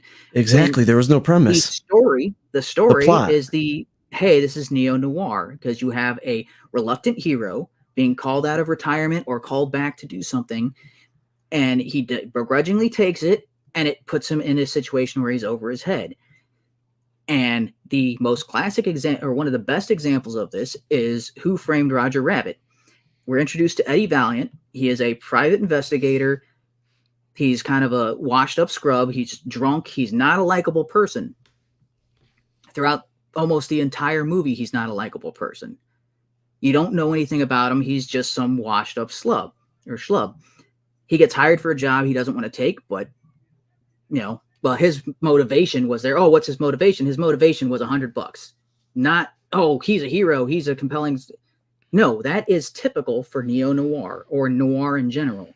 Is a reluctant hero, not the best guy, a guy with a past, something. Maybe he was a crooked cop and he, was kicked off the force for something. There's always something where it's like, oh, he failed or he's a failure or he's not a good person. But throughout the story, there is a bit of redemption because he's usually in a situation where he's over his head. And this is his moment of redemption. He's like, I messed up in the past. I was the bad guy. I was the crooked cop. I was the one who, let my brother die or whatever the situation is. And he finally gets his chance for a redemptive story. Now, with noir, the hero doesn't always get that total redemption. Sometimes he dies in a blaze of glory, or sometimes the bad guys win, but at least he did whatever he could to try to stop them. And then sometimes, like in Roger Rabbit, they succeed. They stop the bad guy. But when you look, so what I'm seeing is, hey, he's telling a story in that same genre. I like that genre. It's my favorite genre. Is noir. So you like my books? No, because you haven't read them. You don't know. But I do give a plot. I've seen the plot premise, and it doesn't interest me, and it doesn't sound like a noir. Oh, you don't like real heroes and real villains? You want to not know what this ISOM is about, if it's a hero or not? You want to be confused going into it and just buy it based off of ethics? No, ISOM is a hero. He's a reluctant hero. He says in ISOM several times he is not a hero. Do not credit what he's about to do to the elite as heroism. I mean, he doesn't even care about Jasmine. He admits it several times. A hero would want to save the girl before just beating up a guy for no. You're confusing. So there's heroes who have already completed the hero's journey, and there are. I thought he was a hero who left the city for some unknown reason in ISOM 1 to only go back. So he was a hero, became an asshole, he's a and then is hero trying looking for redemption. But nobody knows what he's trying to redeem himself. But real villains and real heroes are not a traditional classic story. We found out in book 2 what he's trying to redeem himself from. Mm-hmm. Yeah. So he can counter. But you didn't know anything about it when you bought it. No. But there was enough potential there to make me want to buy it. So back to, I guess, the topic at hand, right? The 5 pages of mine don't do it because of some unknown reasons other than the word seem, but you bought ISOM based on an ethics off the top of my head. I'm scrolling back to try to find that comment because I stated it all there and you didn't read it. So now I got to go scroll back through. That's what I've been doing, scrolling back through days of comments and trying to find the one where I specifically mentioned you. Okay. I mean, if you can't find it, that's all right. I mean, we can always jump to another topic. But I will say, regardless of what you throw at me for criticism, I'm not going to freak out. I'm not going to call you a white bread N-word or anything of that nature. I won't call you bad faith because I don't believe in bad faith. That whole terminology, it's either valid criticism or not, or useful criticism. So I will actually consider your criticism. But, yeah. Well, no, you didn't, because you said it was word salad and immediately dismissed it. I didn't even know that's what you were doing in that paragraph, to be honest. I just looked at like 5 paragraphs and I'm like, yeah, I need to work right now. I thought I could just view a comment real quick because I like to interact with everybody on my YouTube videos because I'm such a small channel. I can do that. But nobody else writes me love letters in my YouTube comments. Thank God. Oh, no, that's not you. That is the other guy. Should play some music. Man. Not the drums, though. Well, the chat was asking for Josh to come back, so. Okay, because I feel like that was sarcastic, though. This is not. We could always play some Careless Whisper in the background. I don't know. Okay. Get away with that, but. So let me talk about. You ask for the lies. The other lie that you've been telling is about the art in Yaira, and this is something that is pissing me off because about the chick that looks like her head's been twisted halfway around her body. Yeah. Okay. Yeah, that was a preview page that was actually in his books. Yeah. Yeah. So when it was why did Eric say he had no idea where that came from? Like, I can remember every page from my books, especially the comics, right? It's visual. Okay, so why did he say he had no idea where that came from? So every page of your book is, you said, at least from what I can tell from the Indiegogo campaign, is 5 pages of comic, right? Five illustrated pages. That's all that's probably on the Indiegogo, but it's a 15-page mini comic. And I know every page that's in that. Yeah. 15-page mini comic. You know every page of that 15-page. Of course. So Eric has ISOM number 1, ISOM number 2, Alpha Core, Yaira number 1, Gooding, The Horseman, ISOM number 3, Alpha Core number 2, Bloodruth. That is 9 books that we have confirmed at least that are all 90-something pages.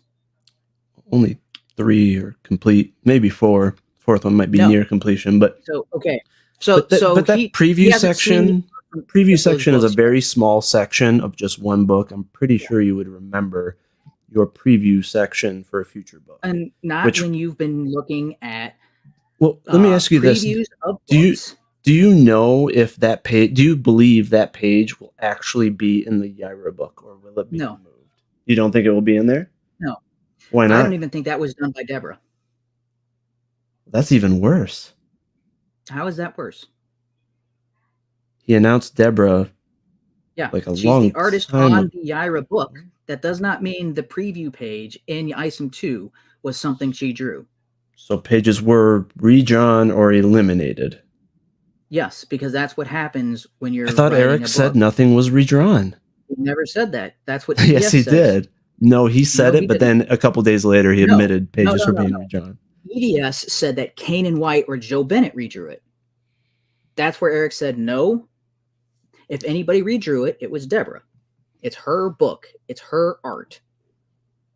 He was clarifying that Kanan White and Joe Bennett did not go in and correct Deborah's art.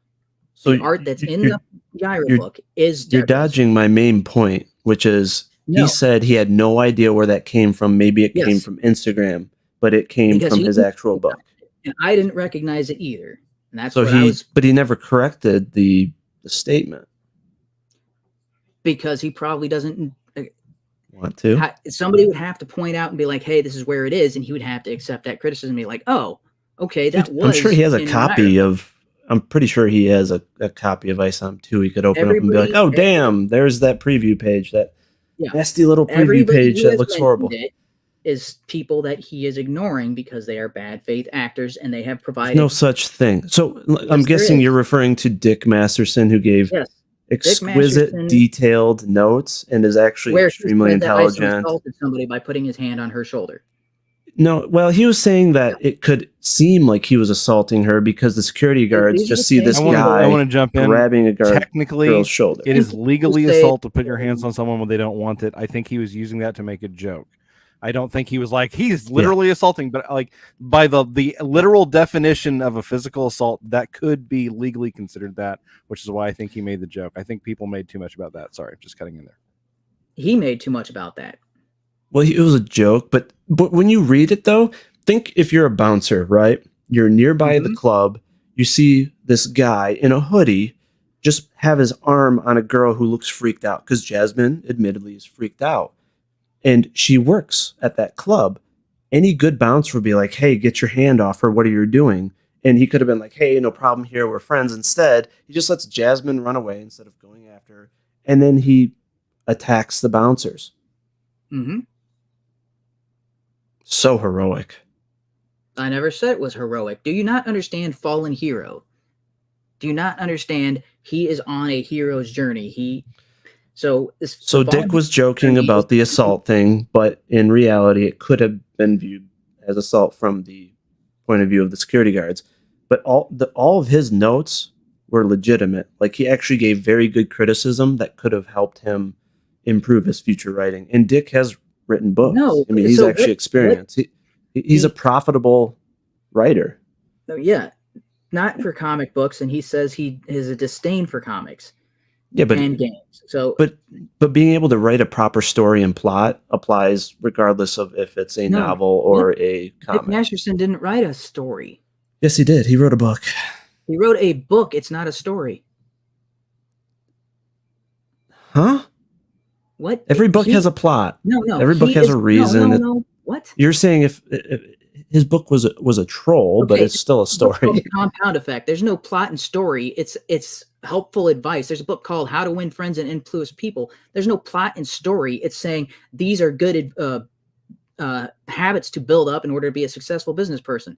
You still have to have story structure and know how to write. For a self-help book? Yes. Sorry, but yeah. Trump's The Art of the Deal is not there are countless books that do not follow. Dick Masterson his book is along those same lines, in that it's a joke book about men. There is no actual story or plot. He's not introducing fictional characters. He has actually worked alongside people in Hollywood. He's been involved in several things. He is actually intelligent. He has and had more experience than Eric. Eric had 0 writing experience when it came to writing stories. And Eric acknowledged that, and he says, I'm going to go with the advice of Chuck Dixon. He didn't have Chuck Dixon at that point, but okay. Yes, he did. Not when he wrote ISOM 1 and when the whole thing initially blew up with him and Dick. Not when he wrote ISOM 1, but when he had the discussion with Dick Masterson, he said, I am relying on the advice and assistance and valid criticism of Chuck Dixon. And now he has other people writing his books.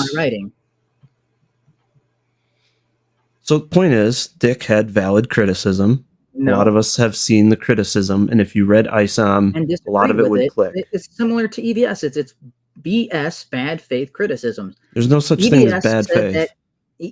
Yes, there is such thing as there's valuable criticism and there's invaluable criticism. If you would have just said, if you would have just kept it at that book is dog shit because I think so, that's not valuable. There's no proof behind it. Like what you did to me, you had no proof. You had no examples of why my writing was shit. Yes, so in your own definition, you were a bad faith actor. You're Dick Masterson. I pointed out specific examples within your writing. You didn't show it though.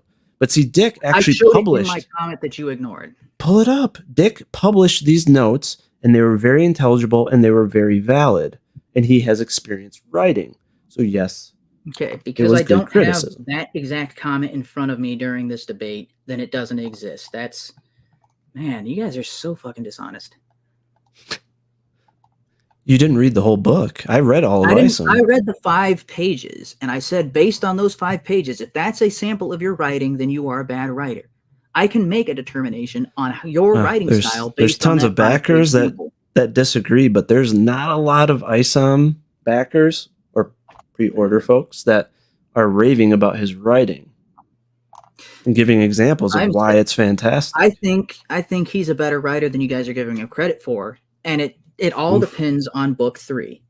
If book 3 turns out, it doesn't depend on the future. Either his books are good or they're not. Of the overall story. You don't need to read my 3rd book to know if my characters are good. Book is self-contained. He is telling a 3-act story. Ill-advised. My book is not done. Like my series is not done. Ill-advised is 3 parts. You would have read the books. You would have known that. Ill-advised is 3 parts. It does not work without the finale. Now, Game of Thrones was 8 parts. If you watch the first 6 seasons, it is a fantastic show. If you watch the last 2 seasons, it is absolute dog shit. Based on the ending, they are terrible writings and terrible writers and terrible showmakers. But they gave you all the pieces to put up to build to an amazing finale, and they dropped it at the end. Had everybody who watched that show known how it ended from the beginning, they would have never gotten invested to start with, or at least a good portion of them would have never gotten invested. You got invested off of an ethics statement, not the actual book. Dude. Thank God no one is backing my book based off of an ethics statement or how nice my hair is. I bought the book. Holy crap, dude. You are conflating distinctly different terms. I'm agreeing with you. You didn't buy it off of the story or the characters. You had no idea what the book was about. People know what my book is about. I gave them preview pages. I gave them actual art. They know what the plot is. They know what the story is about. What's up, Vito? Prior to ISOM's release, nobody knew what ISOM was about. We knew the basic story that a reluctant hero. The girl was missing. He was called in reluctantly, and he's investigating it. And because he's friends, and he's going and talking with his former friends, and things don't go as planned. That's the story and setup. I see the neo-noir there. I'm interested, but what made me want to support is the ethics statement. I stated that clearly, and now you're trying to twist my words to say something other than what I said. No, I'm literally saying you only backed it or pre-ordered it. Sorry, can't bring up crowdfunding because of the ethics statement. You can bring up crowdfunding. It's inaccurate. Telling a joke. Fucking hell, dude. So both ISOM 1 and 2 have no payoff, and there are no stakes, especially in ISOM 1. In ISOM 1, he goes to the club, and he is at first beaten by Santuan, and then the fight is interrupted by his interaction with Yaira, and he is sent to the hospital. And then in the 3rd act, he comes back, and he overtakes Santuan. Now, the reason for this is unclear, and it's probably related to how his powers work. And it's some kind of scaling power or scaling ability or gaining of new abilities. It's something along those lines based on the book so far. He is not a static power character. He either can gain powers by seeing other people using them, or it is encountering someone and then gaining the ability to overcome them based on that interaction. So he's either like a Doomsday, or he's like what's the guy's name? It wasn't Peter Petrelli. What's the guy's last name? He just has some extra strength in Ice on 1. That's it. I don't remember his last name. What? All he has is some extra strength in Ice on 1. That's it. No. They're in the second fight, Santuan says, you couldn't do that before. Yeah, he couldn't, jump off of a wall? No. He does a move to dodge Santuan's punch, and Santuan said, hey, you didn't do that in the last fight. That's not something you could do before. Not every fight is the same. Wow, he dodged a punch? That's a super ability? Like, that's it? That's my point. Like, no, he can't fly, which nobody knew going into this. Before, and it's been speculated that he gained so he gained a little bit of super speed. That's something he got from Yaira. And so if he can gain powers from other Excepts, the more Excepts he's around, the more powerful he will become. So that means in the first fight, he didn't have that ability. And in the second fight, he had that ability, which helped him overcome the challenge and beat Santuan the second time around. And then just run away. Well, he didn't want to deal with the cops. Oh no, the cops! I thought he would because he doesn't fight the cops. He respects the authority. He doesn't. Yaira doesn't respect authority. Isam does. Isam is not about. But who cares about Jasmine? Who cares about Jasmine? Where she's at? If she's in trouble? Yeah, at that point, Isam already knew where Jasmine was. Where she ran away. He didn't try to do shit. He just said, hey, what's going on? Your mom's worried. And she said, oh, no, and ran away. He reported that back to Altana. And he's like, hey, I saw her. She's alive. Wow, that doesn't mean she's not being, like, raped or, like, assaulted or forced did he ever agree to help her out of the situation? No, that was the whole point of the start of the book, was to try to... He found her. His point of the book was not to rescue her. So was the entire point of the book was for him to just get revenge for being disrespected? He was asked to do something, and in the process of doing that, got into a situation where he's in over his head. And now, instead of just looking for a family friend, he is now going toe-to-toe with a criminal boss. He doesn't have to, though. He's only doing it because he got disrespected. I mean, he states it several times, like, I can't let this go unaddressed. Like, I have to get back to him. At this point, I'm not even worried about Jasmine. I mean, he could just go back to his ranch, and the whole thing would have been avoided, and Darren wouldn't even have went after him after the first fight. Yeah. Darren would have just been like, whatever. He could have and didn't. So what's he trying to do? He wasn't clear and said, oh, I'm trying to take down Darren's criminal enterprise because I have a feeling he's pushing drugs, he's killing kids, he's doing horrible things. There's no stakes. It's just like, that mother effer, he just disrespected me. I'm going to get my revenge.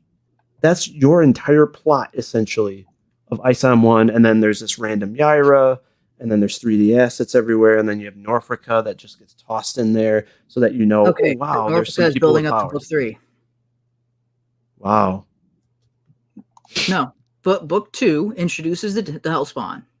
Book 3, what if Eric is actually a good writer and not the hack that you guys claim he is? Norfolka was not an accident. The Hellions being in book 2 was not an accident. And book 3, we're going to see Isam versus probably the Hellspawns and maybe even Shadron again. And that is going to be what Darren has been doing. Darren has been doing some kind of cooperation with the Hellions. And Jasmine plays some part in that. That's what a good writer is setting up. If Eric delivers on that, because those are the breadcrumbs, and I'm seeing them all pointing towards that. And if we get there and it's just Darren's just dealing drugs or is dealing prostitutes, you're like, you had this great setup. It's not overly foreshadowed, but the the hints are there. There's enough there where you can piece it together for yourself. And if you get there in the end, you're like, ha, I figured it out. Good job, me. But also, man, that's good writing. So you're just waiting for the third book. Don't give him credit for that. You just say, oh, that's all this stuff is unrelated. And it's like, it's set up for a future payoff, set up for a future payoff, set up for a future payoff. Now, if the payoff isn't there, if this becomes lost, if this becomes Game of Thrones season 8, so the payoff fails.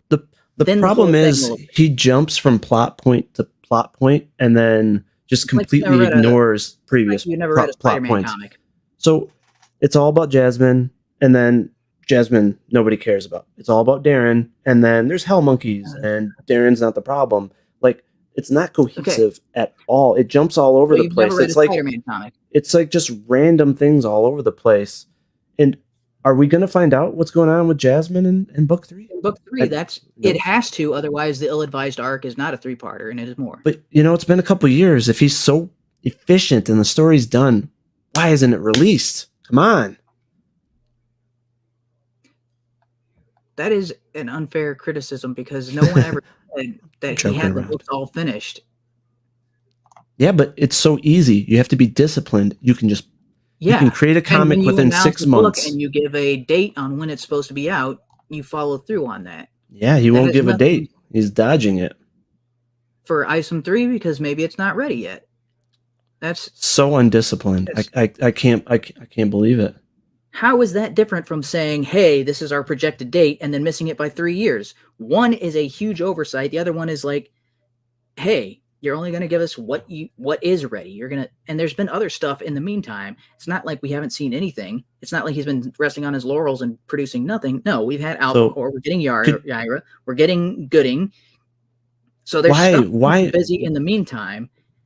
Yeah, it's like he's trying to distract from the ISOM storyline. I don't know. It's a very long wait to understand much about ISOM, but I'm curious, Vaughn's question there. Do you think that if book 3 doesn't pay off, are you willing to wait? Yes. For book 4? No. To say if he's a good writer? If book 3 doesn't pay off, that's the end. That's when you're done. That's when I switch and I become Team Comicsgate and be like, dude, you had it and you fumbled. You snatched defeat from the jaws of victory. You had everything set up to show these guys how stupid they are, and you prove them right.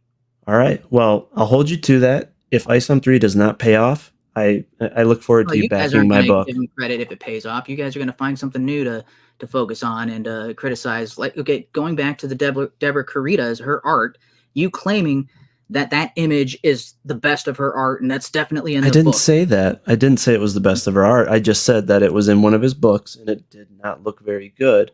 So it was likely going to be redrawn or removed from the book because and you claim that he said it was never redrawn and there were no rewrites, or redraws.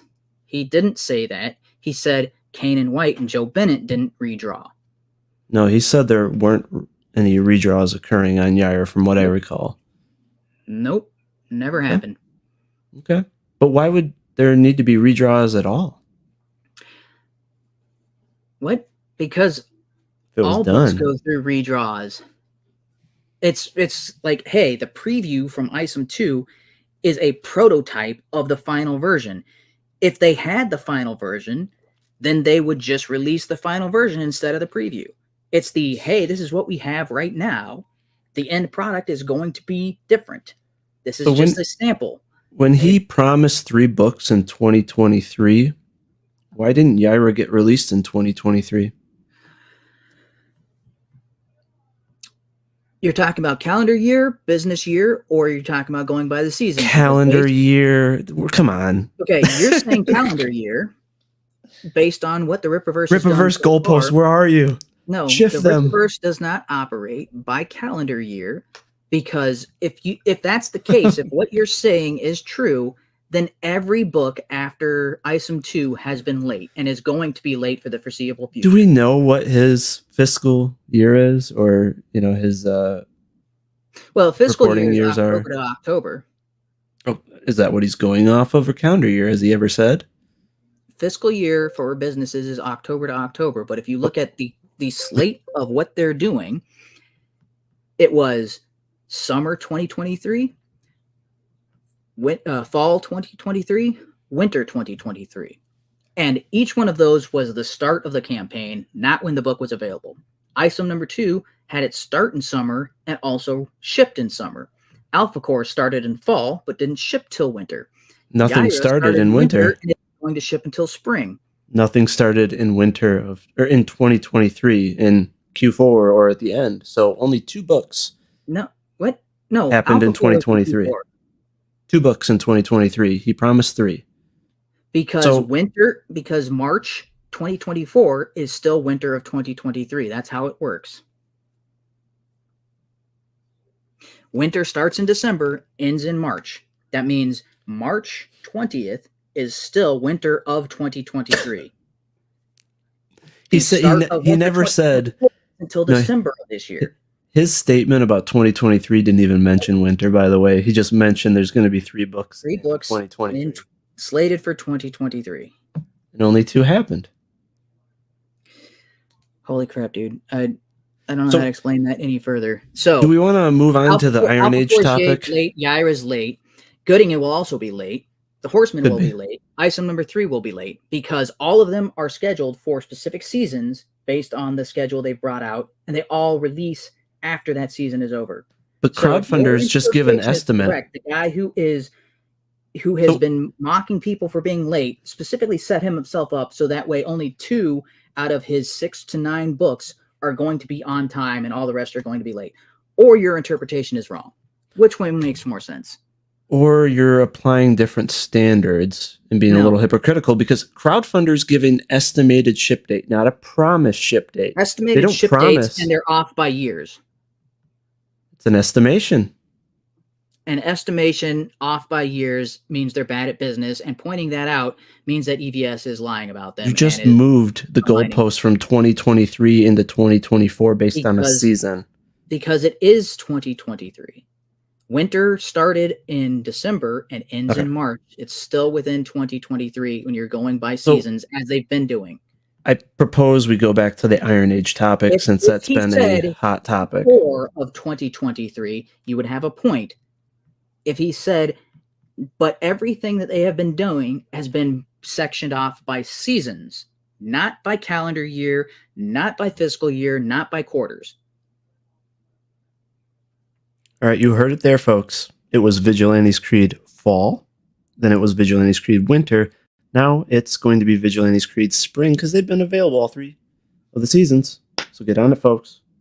What? So, seriously, I'm having some fun. How about we get to the Iron Age topic? My explanation fits exactly with what they're doing and what they said they were going to do. Your version means that everything is a lie, which doesn't add up. No, I'm just pointing out the inconsistency that, you're criticizing crowdfunders for estimated shipping dates, but then when Eric provides a promise... And Alpha Core was also late. Could have been. I'm just focusing on Yaira in 2023 versus 2024, but all right. You're applying it where it suits your narrative, not applying it across the board like you should when you apply something like this. So, are we ready for the Iron Age topic? I think that was kind of the main title, right? Of the, I think that would be a good whole debate. I think that'd be a good. So I don't get the chance to say you can go on Instagram and ArtStation, look at Deborah Carita's art, and you can see that her pencils that EVS is falsely attributing. No, she's okay, but she's definitely not to the level of EVS, of the Barton brothers. Okay, but she's so bad that somebody else finishes her work and she gets the credit for their work. It's possible. And Kanan White is doing the redraws and is letting her take credit for his work. It's possible. And again, we have no idea. Lai is spending money hiring an artist he doesn't need because all of her stuff is crap, and somebody's going to have to redo it anyway. So he might as well have just hired that other artist. I didn't say it's crap, but I'm just saying that her portfolio and the stuff that we've seen is not up to the level of Kanan White, of Joe Bennett, of EVS, of many folks. So there are redraws. He's admitted to that now. We don't know if it's Kanan White. We don't know if it's Joe Bennett. We don't know. But we do know. One person you can't give credit to is Deborah. But you know what? For a very long time, Eric's can't be responsible for those redraws is her. We don't know. Well, we don't know. I'm saying everything's a possibility. So it can't be her. Everything's a possibility. Just like For a very long No. time, there were no 3D assets. Then there were 3D assets, but it was an industry standard. You see how it can change over time. So I have no idea. That's the problem. The transparency aspect of things has really went out the window. Did Eric ever say there were no 3D assets, or did he say, I don't know what you guys are talking about? That's the same thing. I mean, he should know if How would he know? So you're saying he didn't have experience in comics and didn't know what he was looking at? Did he draw it? Was he the one penciling ink, or did Cliff Richards? And he said, "Hey, I've seen examples of your art, Cliff. You're hired for this book." Cliff Richards was like, "Okay, this is stuff I used to do in the industry." He used 3D assets. Does he have to tell Eric that the 3D assets were used? Does he have to explain every step of the process? Hell yeah, you should be seeing iterations. I'm not trying to debate you, Tim, but you would see it in the penciling process. Yes, you should see different iterations. They were used or not, because your artist would send you the pencils for approval. You would look over it, you would see the pencils, and then before he proceeded to another step, you would see the pencil part. So Eric July would see the pencils and know, hey, you traced that building from a 3D asset. So he didn't trace. From what we can tell, he literally, Cliff just took 3D assets, put it onto the page, manipulated them, shifted the angles and such. So then there's no pencils at all for Isom. Isom doesn't have any pencils. For a good chunk of it, yes, that seems to be the case. Now, Eric may not have known. I'm saying he may have known, he may not have known. No. But he should have questioned Cliff right away and been honest about it. And the thing is, it occurred. An editor, or, he should have had a comic pro, like one of the 99% that he's said you should never take advice from, even though he took a ton of advice from EVS, ironically. He should have had them look at those pages and give him critical information, like a review, and say, hey, this looks really stiff or lifeless. Like, are they doing 3D assets? Okay. And it would have at least posed the possibility, but I don't think he had a professional artist outside of Cliff actually take a look and give him some feedback. That would have avoided all this. Let's put this into perspective. If you look at the 3 covers for ISOM 1, the first cover by Kane White, I believe it was Kane White, but he didn't want to use his real name because he wanted to stay in the mainstream, or potentially be in the mainstream. It looked great. If the interiors would have matched that, you know what? A lot of people could have overlooked the story and writing issues. But cover 2 and 3 were very bland. They were very lifeless, not very detailed. It very much so seems there were 3D assets. How could you look at the one as the creator, as the head of this entire project, and look at the other and not be like, what the heck? How would you not want Kane and White quality in your interiors? It's just very strange. And when you have people, Kane and White wasn't on the project yet. No, he did. I believe he did a cover. Who did cover 1 for ISOM? Do we know? He might have done a cover. I don't remember who did all the covers for ISOM 1. He was not on the project as part of Eric's team. So, but he did. I didn't say that. I said he did cover 1. And if you were to look at the disparity between cover 1 and cover 2 and 3, it's a major difference, right? So it was a little bit of a bait and switch for folks that are unhappy with interiors not matching the cover. But my point is, he didn't have someone like EVS or Kane and White look at the first page or 2 of the interiors to see, like, is this up to snuff? Because it's very strange that he didn't catch it. He's been a big-time comic fan, right, for decades. He knows what high-quality art looks like. He's gotten advice from pros. How did you not catch the disparity? With the overhead street view until somebody pointed it out. Well, he may have known, but he was trying to play nice for quite some time. No, he said, I thought this was great until I saw that it was from this 3D asset. And that's the thing. He's playing nice. He was playing nice. The same guy who said that Isom had a camel toe because Eric didn't draw a big swinging dick between his legs. Or not Eric, but Cliff didn't draw a big swinging dick there. Well, that's a joke. Nice. That's a joke, but that panel was also ridiculous. That was sincere with his criticisms. You take the criticisms that you agree with. That panel was ridiculous. Why would you have just a random shot of Isom in a silhouette shadow naked in the shower? That Isom has. This isn't Batman versus Superman, and it's not Ben. Wow, that is a very weird Batman has a bat signal on his dick, a bat symbol on his dick. But a cross and No, a bat signal. Come on. No. The bat symbol is on Batman's dick. Why is it a according to cross? EVS. Do we know? Hmm? Do we know why it's a cross? Because after his 2 powers books? are divine in origination. There's something supernatural or relating to Christianity that is the source of his powers. You know what? I'll bet you the 2 writers for Yaira are very divine based on their past works. What does that have to do with Isom? I'm just having fun, man. No, you're not. All right, You're so being dishonest. Can we? So Isom can we- specifically said that he fought demons before when he's talking to Bloodruth. So that means he's got a past with dealing with demons. There's a cross on his. He has some kind of. His powers again are somehow related to fighting the demons of hell. Which, hey, who else mentioned something about fighting demons? The guys from Norfolka. There's things are there in the books, and you guys choose to ignore them, so that way you can spin these false doctrines of, oh, he's got a cross. No, people are just joking around. It's called being. Okay, so those are jokes, and then he's in EVS when he says, I didn't realize that was a 3D asset until someone pointed it out to me. That's just him being nice. But then when he goes and crosses out all these other and then says, oh, my cover is great and fantastic, even though that arm doesn't match an actual anatomy, that means his left arm is about he gave a master we've had a request from the chat to move on to the next topic, so if we can go ahead and move over to Iron Age. I think Iron Age would be fun. All right, so we kind of basically covered that, but we covered our interpretations of Iron Age, but I guess what is your gripe with Comicsgate? And why do you support Iron Age if Iron Age includes Comicsgate? What's the difference, I guess? Okay, that's like saying you can't be against abortion if you are pro-American because there are abortionists in America. It doesn't make any sense to me. Iron Age is a category, and Comicsgate thought it was a movement. Subsection. It's a. Is it a movement or is it an era, in your opinion? It's a deep difference without a distinction without a difference. A movement and an era are basically the same thing. There's no era is a time period. A movement usually has values or political bias or something attached to it. You're trying to accomplish something. An era is literally a time period.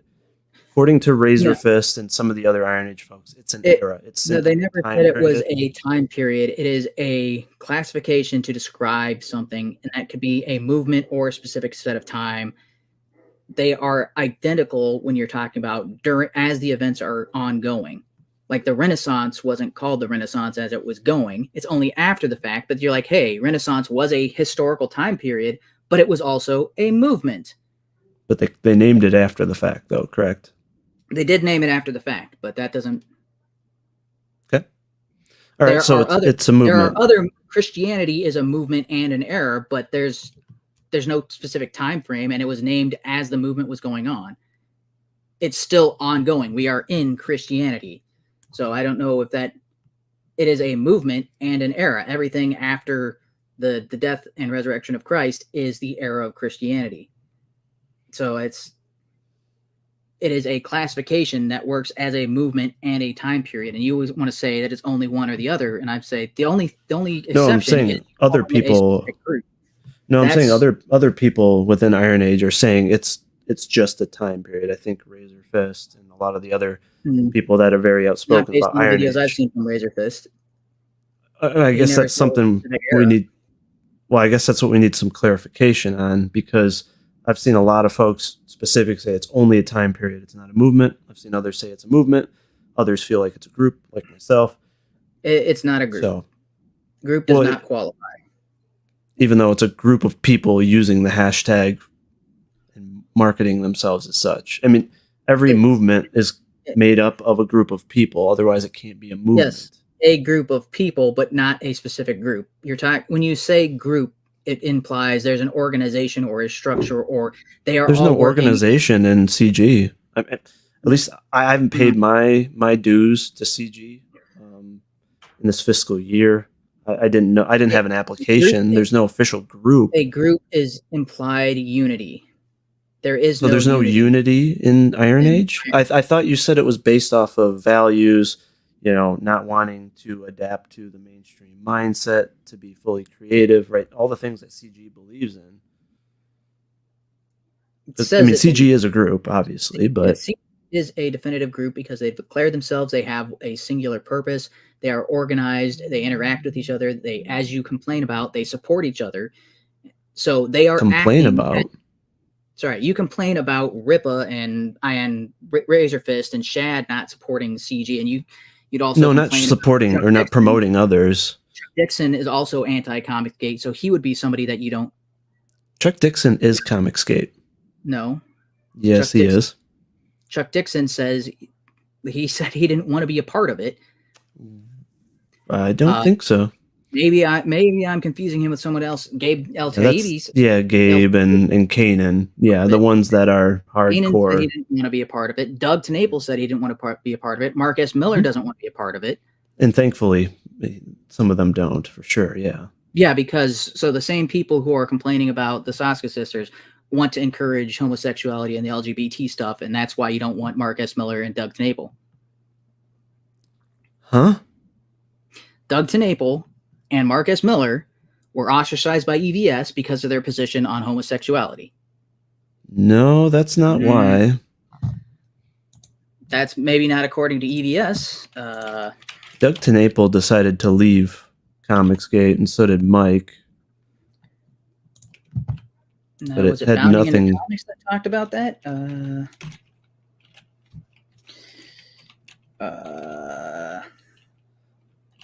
Are you trying to allude to Comicsgate being pro LGBT and pushing out anyone that's anti LGBT? That was, from what I read, that was the reason for the division between Doug and EVS was Doug's stance on being anti-LGBT and EVS being LGBT friendly. I don't think so. No, I mean, there's different interpretations. I mean, from what I understand, Doug tried to distance himself from CG, didn't agree with everything, and potentially wanted to get back into Hollywood with Earthworm Jim, and it's hard to get back into the mainstream. That doesn't sound correct. Well, it's really hard to get back into the mainstream with that tag, associated with you.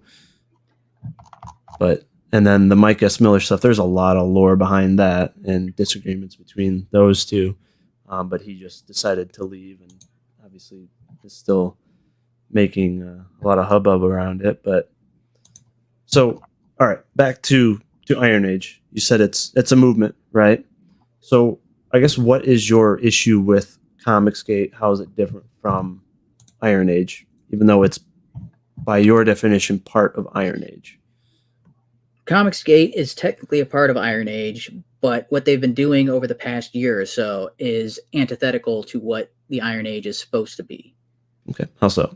Because of their because of the way EVS and a lot of the members and a lot of these live streams have been, where they spend the entire time not actually creating anything and instead shitting on other creators. And yet they say they're supporting, but they only support people who are a part of Comicsgate. They don't support anything outside of Comicsgate. It is like no, that's not true. Eternal tribe.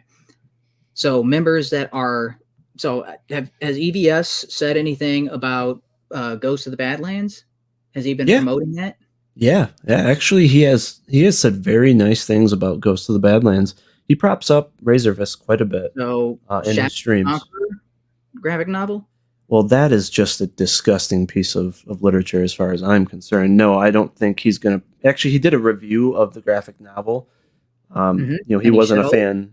Well, yeah, he wasn't a fan of the art, and he wasn't a fan of the storyline. I wouldn't be either. It's about a serial rapist being framed as a hero who doesn't want to be a hero. And it mentions like an underage, I believe, allegedly an underage person also got raped by this hero. So who the hell would write? Of it. Did you read the book? Mm-hmm. Is the guy a serial rapist? Yes. He is. Why also would you? Why would you write Because the entire premise of Shad's book is somebody like that capable of redemption? No, you're not capable of a redemption if you're a serial rapist. Sorry, that's a horrible storyline and a horrible hero. So yeah, that's not really in line with CG, and that's not it's- really in That line is with actually the Christian- book. it's drawn by an anti-CG person. So why would Ethan promote someone that shits on him constantly? Because, like I said, as far as I can tell, everybody in Comicsgate only supports other Comicsgate creators. I support people that aren't in Comicsgate. So does EVS, and so does many of us. I haven't seen the proof of that because everything. Isaac Bell. Isaac Bell is not attached to any group. He's a phenomenal artist. Him and his girlfriend, and there are several people that promote him and buy his books. And so, by supporting, that means you bought their comic, and you're telling people to go to their Kickstarter or whatever it is to buy that book. Yeah, many people have. I haven't bought his books yet, but I've promoted his books, and I know Joe Sontag has had him on his channel and promoted him, and Joe is CG. So yeah, there's plenty of folks that don't call themselves CG, that CG promotes and retweets, but you're hyper focusing on EVS, which is this generalization that EVS is CG, but there's thousands of because that's what there are streams with EVS hosts on his channel, and all of these guys show up on those streams, and they're 7 hours at a time, and and so I haven't had time to cover everything. Right? What do you mean no? Like EVS 7-hour stream, and all he does is talk about Eric July's company for 7 hours. But my point is, you're hyper focusing on EVS as if he is CG. He's the main representative of CG. But there's hundreds of us that promote, retweet, and buy books of folks that are not in CG. You keep hyper focusing on him just because he's the most popular. And if that's the case, because Eric July, because Eric July uses the Iron Age hashtag, that means Iron Age is solely based around him, correct? He's the most popular. So we should only be basing Iron Age based off of the actions of Eric July, correct? Or no? It's not a group, so you can't make the same. Isn't that convenient? No, that's like saying the Pope represents all of Christianity. No, the Pope represents the Catholic Church. No, the Pope represents the Catholic Church. You can't say he's a representative of Catholicism. EVS is not the sole representative of Comicsgate. The Pope is a representative of Catholicism. True or false? Yeah, but he's not the sole representative of the Catholic Church. Okay. Jesus Christ is. Is Joel Osteen the sole representative of Christianity? No, and neither is EVS for Comicsgate. You're literally agreeing with me. One individual is a part of an organized group and represents that group. That's the Pope with Catholicism. Another member is a group of a movement or an era. He claims to be a part of that, but he's not a representative of that group as a whole. So EVS is a part of Comicsgate. He is the most famous person within that group, and he is the largest representative of that group. And that group is unified, meaning when he does something, if they don't agree with it, Catholics are not unified around the Pope. Most Catholics hate this Pope. He's not actually a real Catholic, in my opinion. But I'm not Catholic anymore. So anyways, if we focus on Christianity, that's actually a good example of Comicsgate, right? There's different sects or denominations in Christianity. It's the same thing in Comicsgate. There are several groups within Comicsgate that don't like EVS, that don't like other people or other groups, right? There's a bunch of individual people. If they reject, because they're going to be associated Comicsgate is also a movement, and people have embraced the name. Not everyone has to get along within the overarching group, right, or the movement. You can have different sects, and obviously I'm saying SECTS, but there are different factions that they don't all get along, but they all believe in creative freedom. Christianity is technically a group, but they have different denominations, but they believe in Christ. And again, there's no Christ, obviously, in CG, so let's not go down that path. But my point is, there are different groups within. They don't all like each other, but they all believe in creative freedom. When you're talking about statistical categorization, Christianity would be a group. But as there is no group that you can point to for Christianity is incorrect to use group the way that you're describing it there. And it's similar incorrect to use group when you're talking about Iron Age, but it would be correct to talk about a group in that same manner when discussing Comicsgate.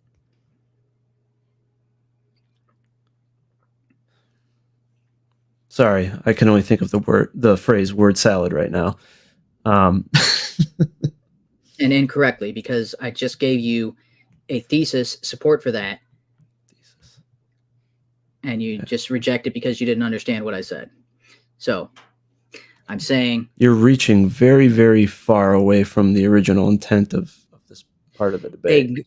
So you're saying it's not an organization. It's not an trademark for it. It has nothing. There's no organization. No, it's a group. Every movement has a group of people. Christianity is made up of a group of people, but they don't all have the same denomination. Some denominations aren't fans of other denominations. It's just like Islam, right? You have literally different sects and different denominations or whatnot that can't stand each other, but they are still believers in Islam, right? That's how I'm referring to Comicsgate.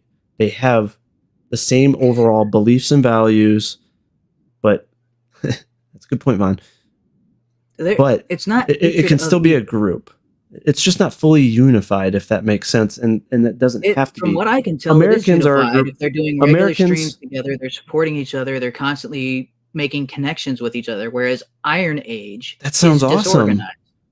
That sounds awesome. Iron Age, there is no head. There is no central person you can point to. There is no central person in Comicsgate either. There are obviously the more popular ones that are more established, but it's no different in Iron Age. You have the more popular ones that are making more money that everyone is gawking at, and then you have everybody else. But the thing is, there are several levels to Comicsgate. That's what's wonderful about it.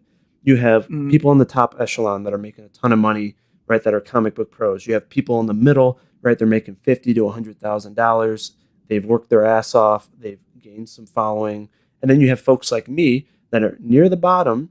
We're doing well. But what's fantastic about it is there are people at the top promoting the people at the bottom, and not in a degrading way to say bottom.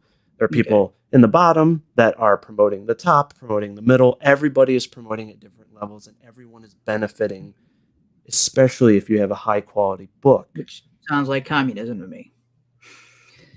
Being a good person and promoting one another. What is communism to you? And I've got to ask that because I actually have done a lot of research on it. I've lived in post-communist countries. I always get a laugh at when people toss the word commie around just when they say, hey, I want to help others and support others and not expect something in return. You know, that's like having a local community where you want to help your neighboring farmer out. And this is my main complaint with the folks at the top of Iron Age. There's nothing wrong with a community. It's a great thing. Community. Come on, dude. You can't be that dumb. Tim is dumb. Are you literally saying community equates communism? Yep. They are the same root. They are the same because it's a individual family is communist, right? I gotta put a grifter mask on or something at this point. Jeez. Go ahead. Sorry. No, it's just okay. Yeah, this was a mistake. You're not an honest actor. Well, you just said a community equates to communism. Yeah. That's a word that's been commonly used in the English dictionary throughout American history and British history. It has nothing to do with communism. Look up the definitions. You will not see communism as a synonym for community. Communism is mandatory community. Okay, so are you saying are Catholics communists? Yes or no? Are Catholics communists because they take community every Sunday? Are Orthodox Christians, they take community. That's what it's called. It's called community, not communion. Are you saying communion is not equating to communism Christ, then? Not communion with the Catholic Church. So communion does not equate to communism, even though it's a group of people all together, right, taking the body and blood of Christ. Is a family communist? Yes. The family unit is the only form of communism that works. Anything larger than the family unit breaks down. Because there is no exchange of money between a husband and his wife or them and their children. Or there might be an allowance or something like that, but it's not required. Instead, it's insisted that you help out the family because you're a member of that family. And despite what you may want, you can't leave that family unless you like. So you support communism because you support families? No. You just said family is the only way of communism that works. Yes, the only form of communism that works. Communism, so you're pro-communism. The actual ideology is saying we need to apply that to nations or to the world as a whole, and it doesn't work. You can have independent communes working together under capitalism, and it works great. So are you saying communities, small farm communities, are communist in nature? Depends on how it's structured, but usually they don't call themselves community unless they are acting together to support each other, in which case then it becomes communist. And the way it's interact. Well, like all right, so we learned with Jamestown that doesn't work. Let me get back to the crux of the point. The reason why Comicsgate is so phenomenal is because they are like a small farming community. When someone needs help, they go and they help them. And usually they get help in return. That is good human nature. And if they don't, then they get criticized and they get condemned for it. No, not necessarily. But I don't think it's wrong to necessarily call out those folks if they're benefiting from the group, but not providing any support to anybody. And that's where the upper echelon based on revenue in Iron Age is failing, because we call those parasites, moochers and leechers. Okay, back to my point. That's the issue with the upper echelon of Iron Age, based on, again, the non-CG folks, is that their primary focus is just themselves. They don't want to support or promote smaller creators, and they see everyone as competition. But see, that's why everyone on every level of Comicsgate has the potential for growth and moving up. Whereas in Iron Age, unfortunately, there's a lot of people struggling at the bottom that are really desperate for reach and help, but they can't get any. They can get it from Comicsgate. I got it from Comicsgate as a novelist. It's not impossible. But if you're saying that people wanting to support one another and help others is communism, and equating that as a bad thing, you literally said that that's communism. I said what you are describing is communism. What capitalism allows people to independently act. That means if I want to help somebody, I can. I am not obligated to help anybody. No one's obligated in CG. I do that, and no one's stopping me, and no one's ordering me to do that. If I don't want to give $1,000 to someone, I have the ability to, and somebody says, you better do that because you have the ability to. That's communism. And what you are describing is saying there's people at the bottom who need help, and there's people at the top and they aren't helping those people. That's a bad thing. They should, because they have the ability, they should help those people at the bottom. That is your position. That is from each according to their ability, to each according to their need. That's communism, dude. That's Karl Marx, the way he summed up communism. No, it's not. From each according to their ability. Eric July has a large audience. To each according to their need. There are small creators who could use every indie needs help. Every indie needs help. Yes.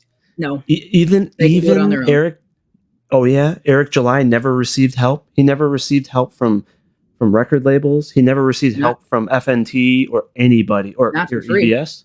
Any help he got, he worked for. Oh really? EBS never gave him free tips ever? Not because Eric demanded it or he was obliged to. If AVS decided to give Eric tips. But wouldn't asking for help be desperate or communistic in a way? You're expecting help if you're asking for it, right? Asking for help is one thing. Demanding help is another. You can ask for help all you want under capitalism. No one is demanding help. You are, because you specifically said. I'm saying people should should. Should is a recommendation. I'm saying that if people actually care about the indie community, then they should help others. The whole purpose there is no should according the way you are using it. The whole purpose of the indie community, right, is, well, part of the purpose is to fight back against what mainstream has done to entertainment. Okay. The only way that indies can leak back into the mainstream or show that they have better content is by helping each other level up, by propping each other up. Otherwise, you have basically monopolies, right? Where one person has all the money and all the reach, doesn't want to help anybody else, everybody else suffers. And yeah, you're going to say communism. Monopolies, and that's a communist. There are no monopolies under capitalism. It's a false yes, there narrative. are. No, there are literal monopolies for sure. Every monopoly is created by a government, not by capitalism. It is communist thinking and policies that lead to monopolies. Under capitalism, monopolies are physically impossible because there is competition. You can freely enter a market. You can go to alternatives. There is no way for anybody to keep and maintain a monopoly under capitalism because the barriers to entry do not exist. So if I have the ultimate. Do something they can. You are saying the only way to get there is if other people are required to help you. You say should. It's the same thing as saying it's a requirement or an obligation. That is not capitalism. Look up the definition of should. It's a recommendation. It's the same as saying I would like to see this. I would like to see people help other people. There's nothing wrong, or it's not communism to say something like that. But I have a litmus test for you. Under capitalism, there is no such. There's no should. It's if somebody wants to help, they can. If somebody doesn't want to help, they don't have to. There is no should. I have a litmus test for you. Yes or no, is modern day Russia a communist country? They are more capitalist than communist currently. So they do not fall directly. Well, it's one or the other. I mean, you're one or the other. It's not one or the other. It's the can't have a blend of capitalism and communism. And China does. China is communist, but they apply capitalist principles. It's when the proportion of the economy or of that country becomes more communist than capitalist, it is a communist country. When it becomes more capitalist than communist, it is a capitalist country. Right now, the United States is not 100% capitalist. It is a mix of communism and capitalism because of the welfare state and various other programs that you would probably agree with. But as a capitalist, I object. Yeah, no, I definitely support people wanting to promote others and supporting others. I also believe in legitimate charity. I mean, for sure. And it has nothing to do with being communist. I would like to ask some qualifying questions here because some of this is a little I agree. muddied. So when he says, meaning when BA says that he thinks that people should promote them, I think you're, correct me if I'm wrong, you're kind of coming at it from like a morality thing. Like you think it's the right thing, like you should lend a helping hand to your fellow creator or whatever. So what I would like, Tim, if you could answer, what's your objection with people asking for? Do you have an objection with people asking for help? Like what's the crux of your issue with his position there? No. So I do not have an issue with somebody asking for help. I do not have an issue with somebody giving help. I have an issue with a third party who is not involved in the transaction saying, you should give that person help. That's where it becomes a communist interaction. It is a capitalist interaction when it's one person asking for help from another, and the other person decides because they have complete control over their capital and their use, their time. They own their own property. They can use that property as they see fit to help out the person who's asking questions. A third party coming in and saying, you have more property than that guy, you should use your property to help the lower guy. That's where it becomes communistic in nature. So is the American government communist because they come to you and say you should pay your taxes? Yeah, all governments are communist. The institution of government, the state itself, is a communist enterprise. You cannot have a government that is not a communist institution. Now, that communist institution can operate under capitalism, which is what we have in the United States. They are using capitalism as an economic system, but the government itself is a communist entity. And you can read the Communist Manifesto. Everything that he's advising is what the U.S. government does. Talking about taxes, federal education, all of these things are things he advocated for in the Communist Manifesto that the U.S. did not have implemented at the time, but the EPA, all of these organizations are things that the U.S. implemented after he wrote the Communist Manifesto. So churches are also communist then, right? Churches aren't governments. But they ask for donations. They ask for support, and all charities are communist as well, right? So, what? I didn't say somebody asking for help as a communist. I'm saying somebody no, they say telling somebody else. Actually, the Christian church, the Bible does say you should actually donate some money. So, are Christians communist? Christian ideology is not communist. So, by me saying, "Hey, you should help other people," is also not communist. It's the same example. No, because you aren't God. Neither is the religion. The Catholic Church is not Christian God. Doctrines come from God. What God does is not communist because he is not subject to Jesus and his disciples. Here's what makes it communist in nature and why it always fails is because communists are run by humans.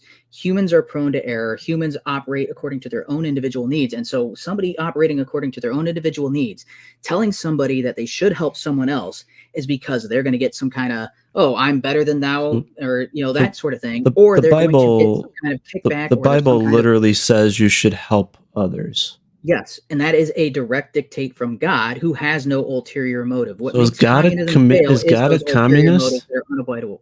Is God a communist? I just answered that, dude. Like 5 seconds ago. Are you fucking Zoolander? I just answered that. All right, so back to Iron Age. No, seriously.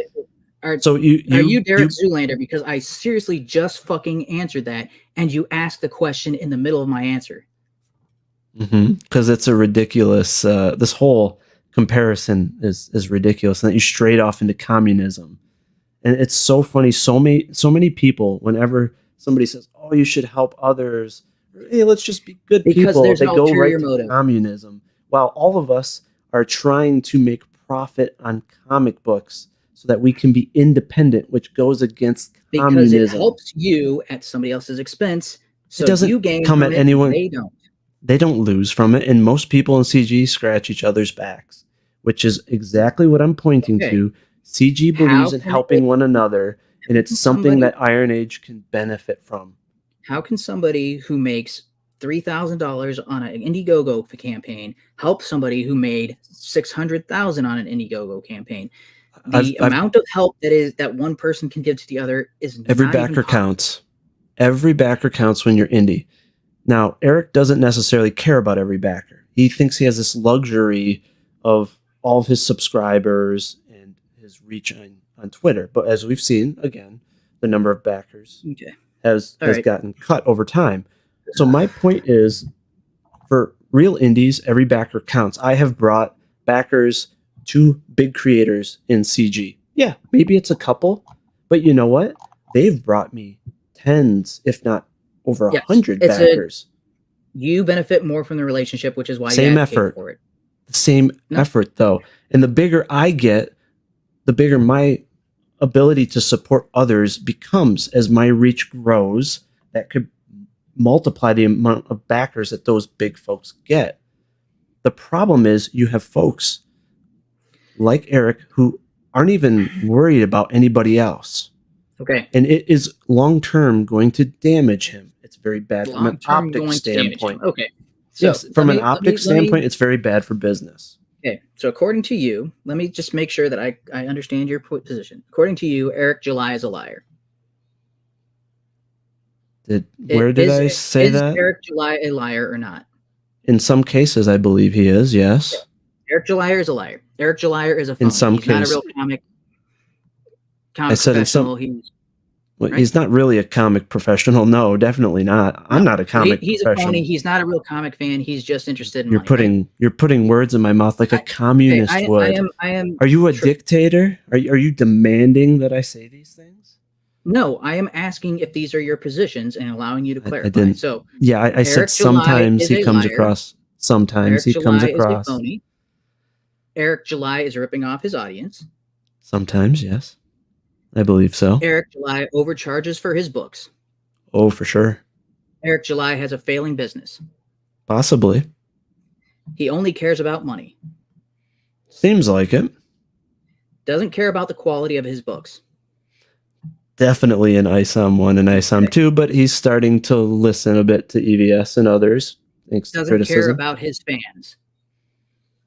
Cares about how much money they spend.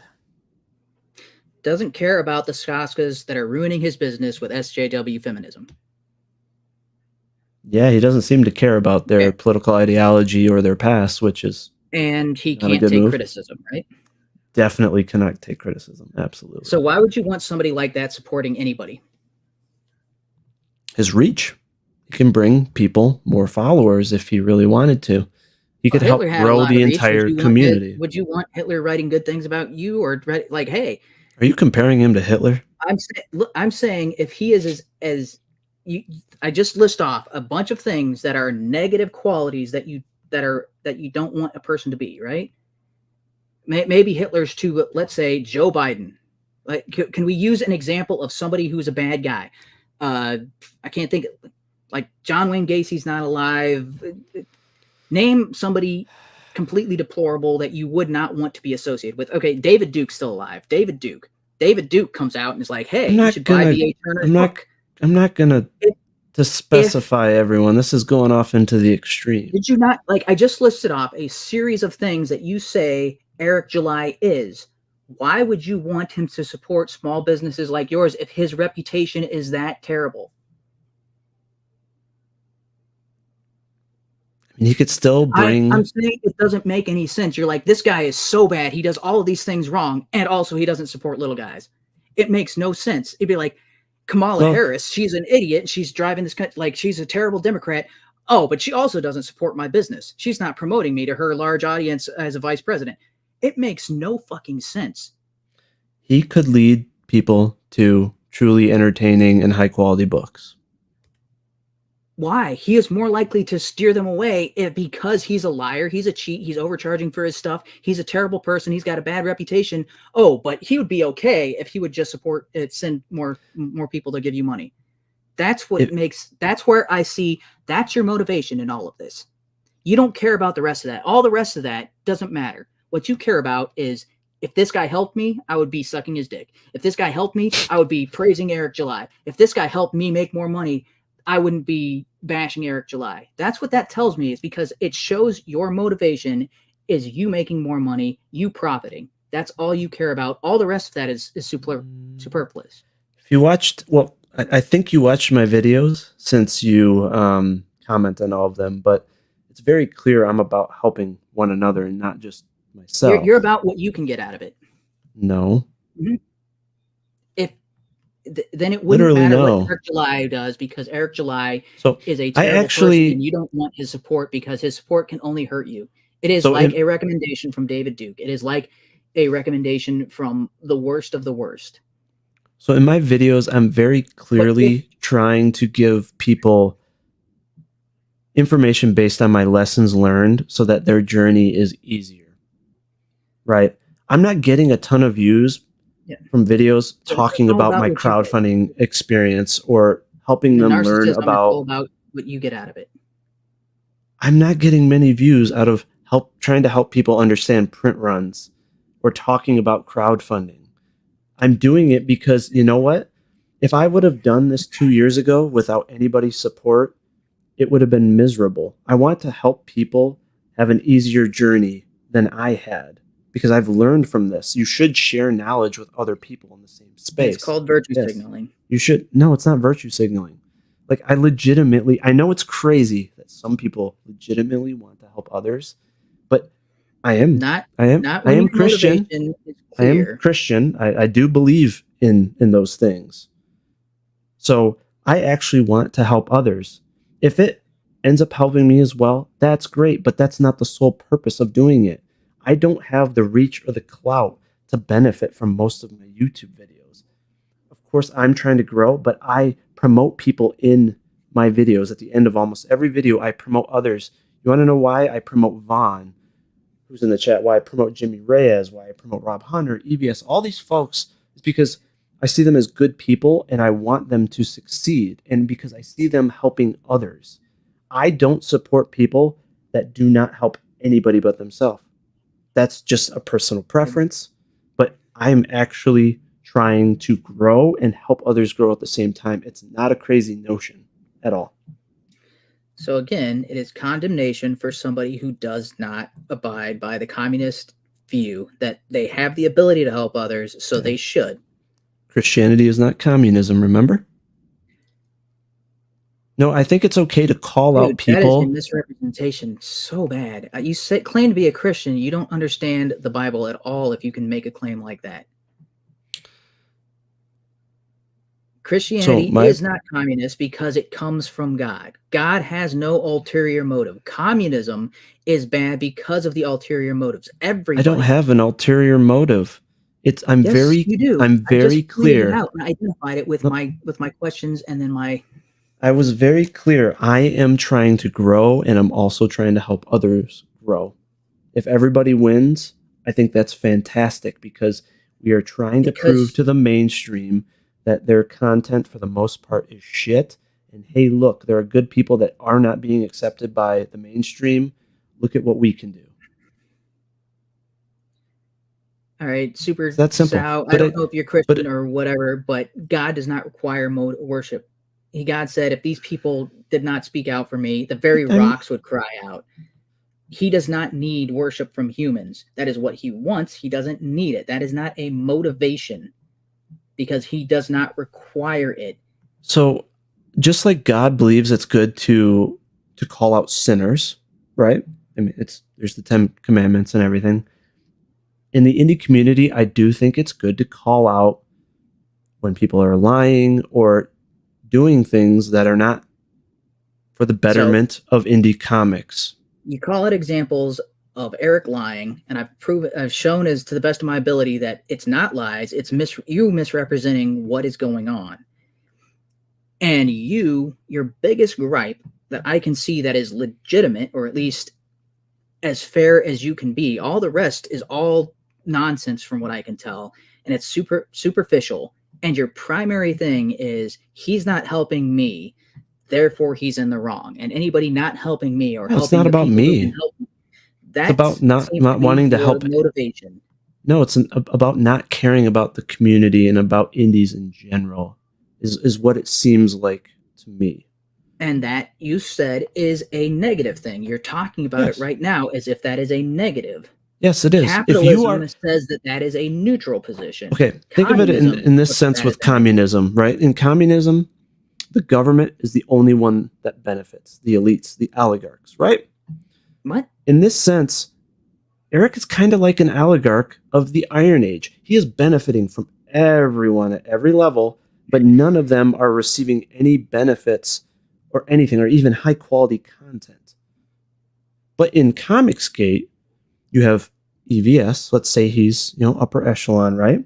He's providing phenomenal content, but he's also phenomenal content. 7 hours of sitting on Eric July's phenomenal content. I'm talking about his books, and yes, Trashcast is hilarious. I like entertainment. That's why I like Dick Masters. Drawing dicks and complaining that the Horseman his dick isn't big enough. That's oh man, that's peak. I mean, comedy. the joke tells itself. Horseman. I mean, come on.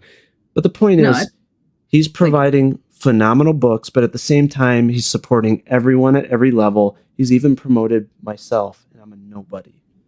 It sets a very good example because you got something out of it. I liked him before he ever promoted me. I busted my ass for a year before I got on his radar because you know what? Sometimes you do have to work hard, and then you get recognized. How much he stabs people in the back, how insincere he is, how in your even opinion, his praise is fake. It's everything about him is fake. When he does talk about Eric's comic, he acts as if he is praising that comic, and it is the most passive aggressive, bitchiest thing I've ever seen. Because he's not direct. Like every time, like when he first started showing up on Gateway Geek or whatever, he was like, "Oh yeah, Eric's my friend," and the entire time they are crapping on the comic and they're crapping on Eric and everything he's doing with his business and the lawsuit and all of that. And EVS does his fake insincere, oh, Eric's doing the right thing, wink, wink, nod, nod. That's so fucking pathetic. And you don't see it because Ethan has helped you out. You don't see EVS for what he is because you benefit from the relationship. You are a leech on EVS, and as long as you can be a parasite on EVS, that works out for you. I don't leech or simp for anyone. You gain more from the relationship with EVS than he does from you. That's natural when someone has more reach. And you don't mind that you take more from a relationship than you give back to it. And you're okay with that. I'm pretty sure I promote him just as much as he promotes me. But again, when someone has more reach and it gets more eyes on things, it's just natural. So somebody who doesn't have that mindset feels guilty. Did you ever see Cinderella Man?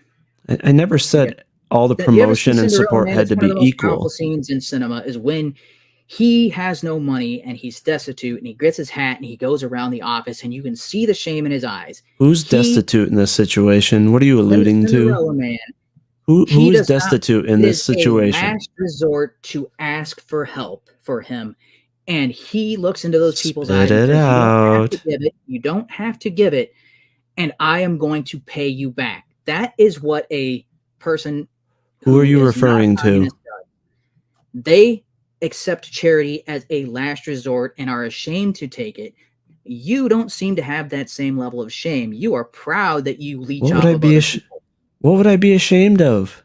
Exactly. That's what I'm talking about. I promote him. He promotes me. Where's the problem?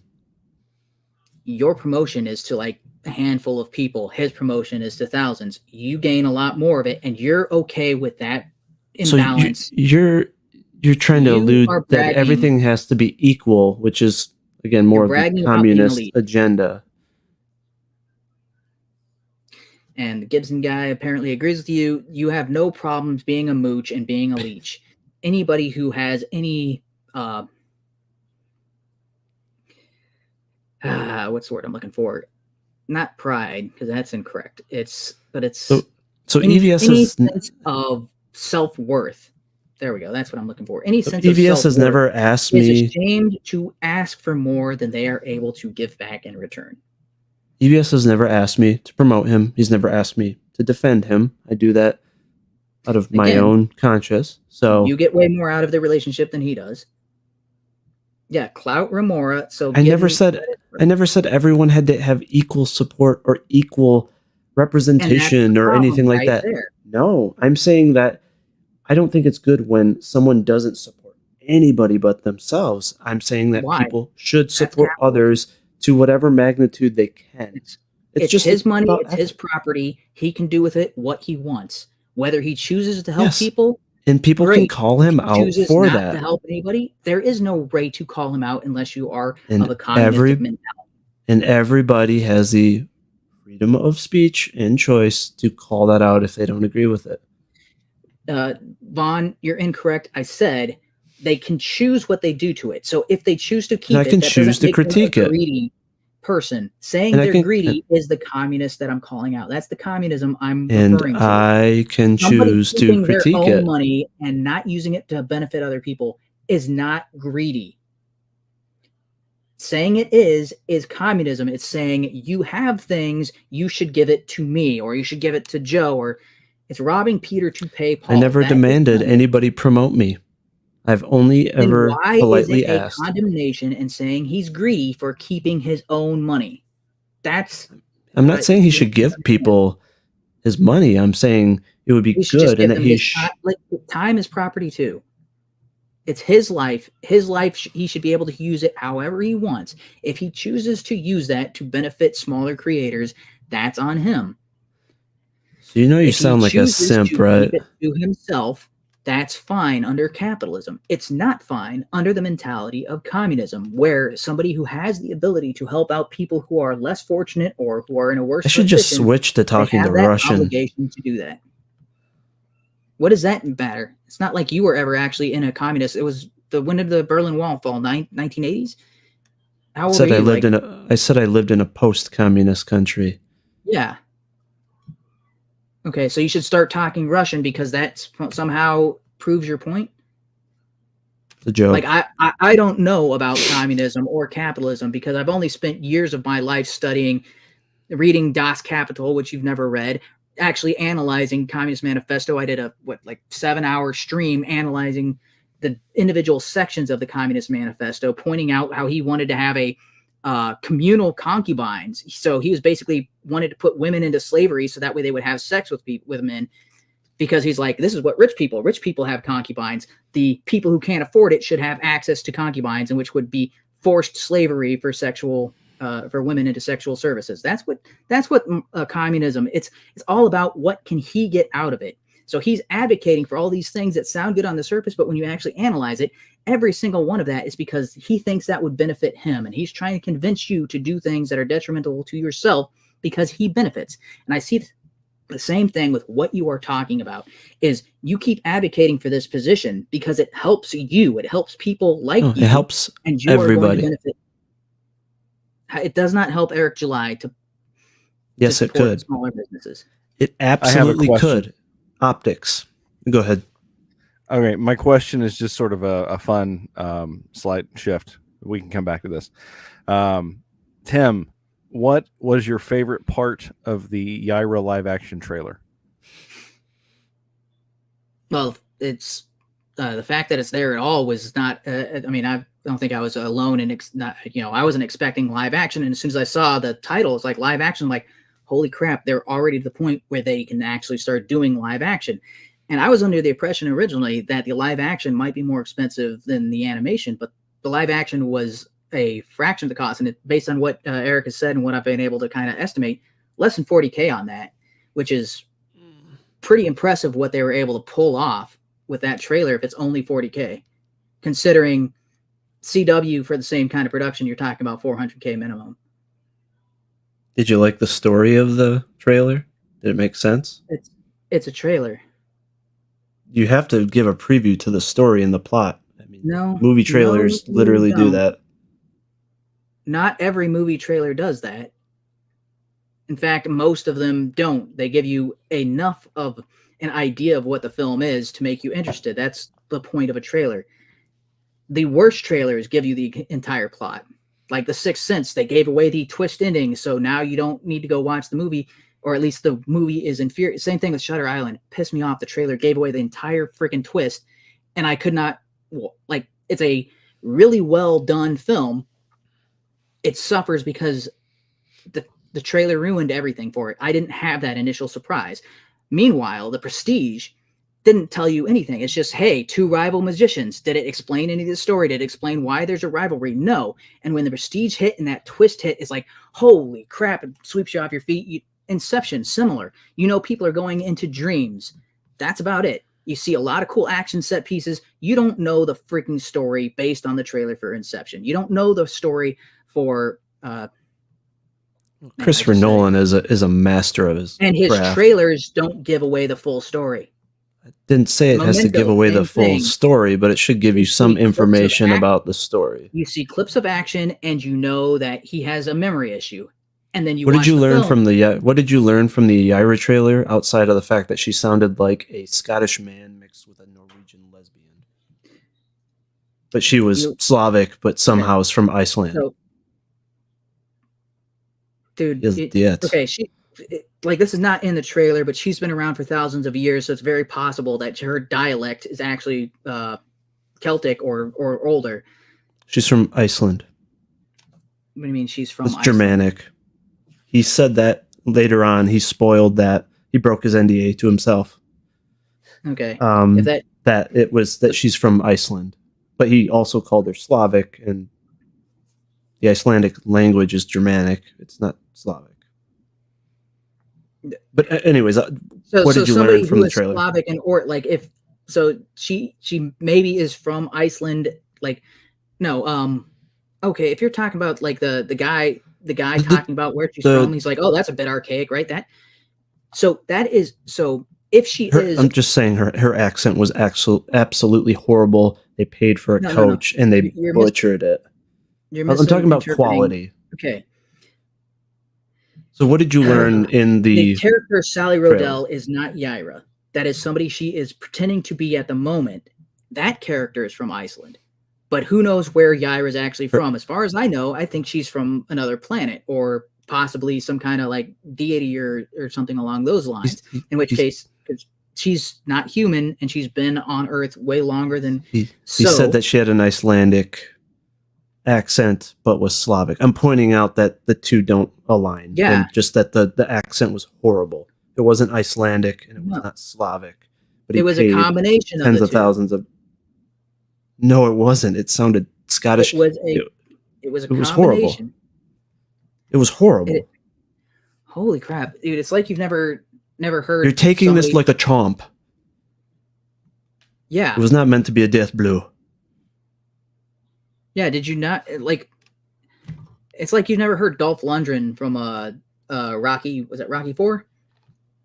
He sounded decently Russian. Russian. He looked Russian. Like she's a Russian. She's speaking in a somewhat Russian Slavic accent mixed with other stuff. It is not a one accent fits all. It's like you've never met people in real life. Like there are Indian guys that I know that are from Australia, but you hear a bit of the two mixed together because their parents are from India, and so their parents have that accent, and they have that accent combined with the Australian accent, and it's a unique accent because of their mixed heritage. You're acting like her heritage should only be Slavic or Russian or Icelandic, and it can't be a mix he said Sally Rodell was from Iceland. He said that her accent was Icelandic.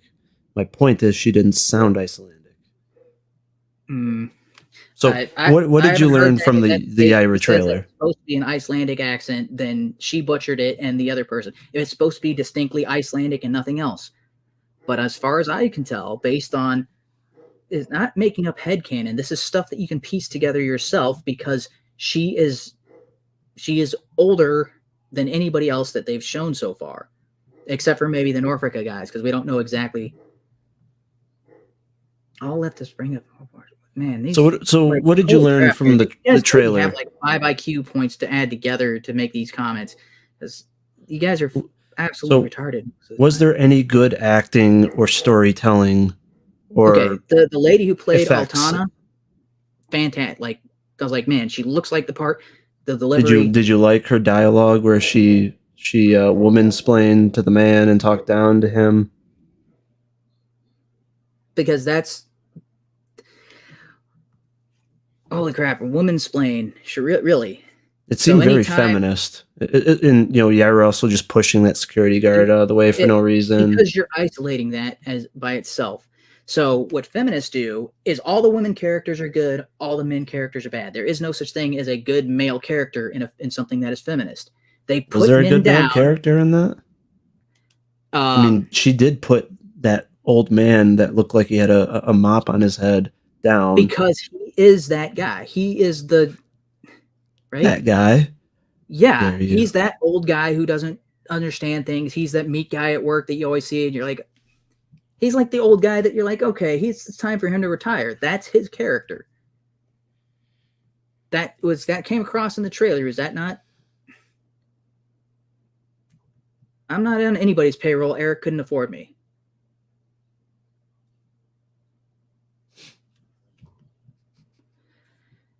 So I'm not saying the trailer was good.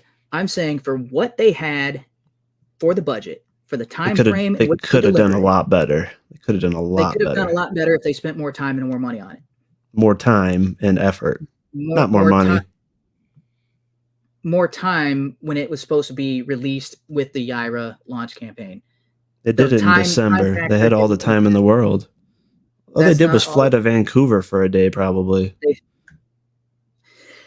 The longer you film something for, the more it costs. You're saying they should be able to film for longer, do multiple takes without it costing extra. You don't understand there's a monetary cost. They should have been able to do it. They should have been able to do it in a day. I've actually been in a TV show. Economics. You say I don't understand communism. I don't understand economics. Monetary cost, time cost, energy cost.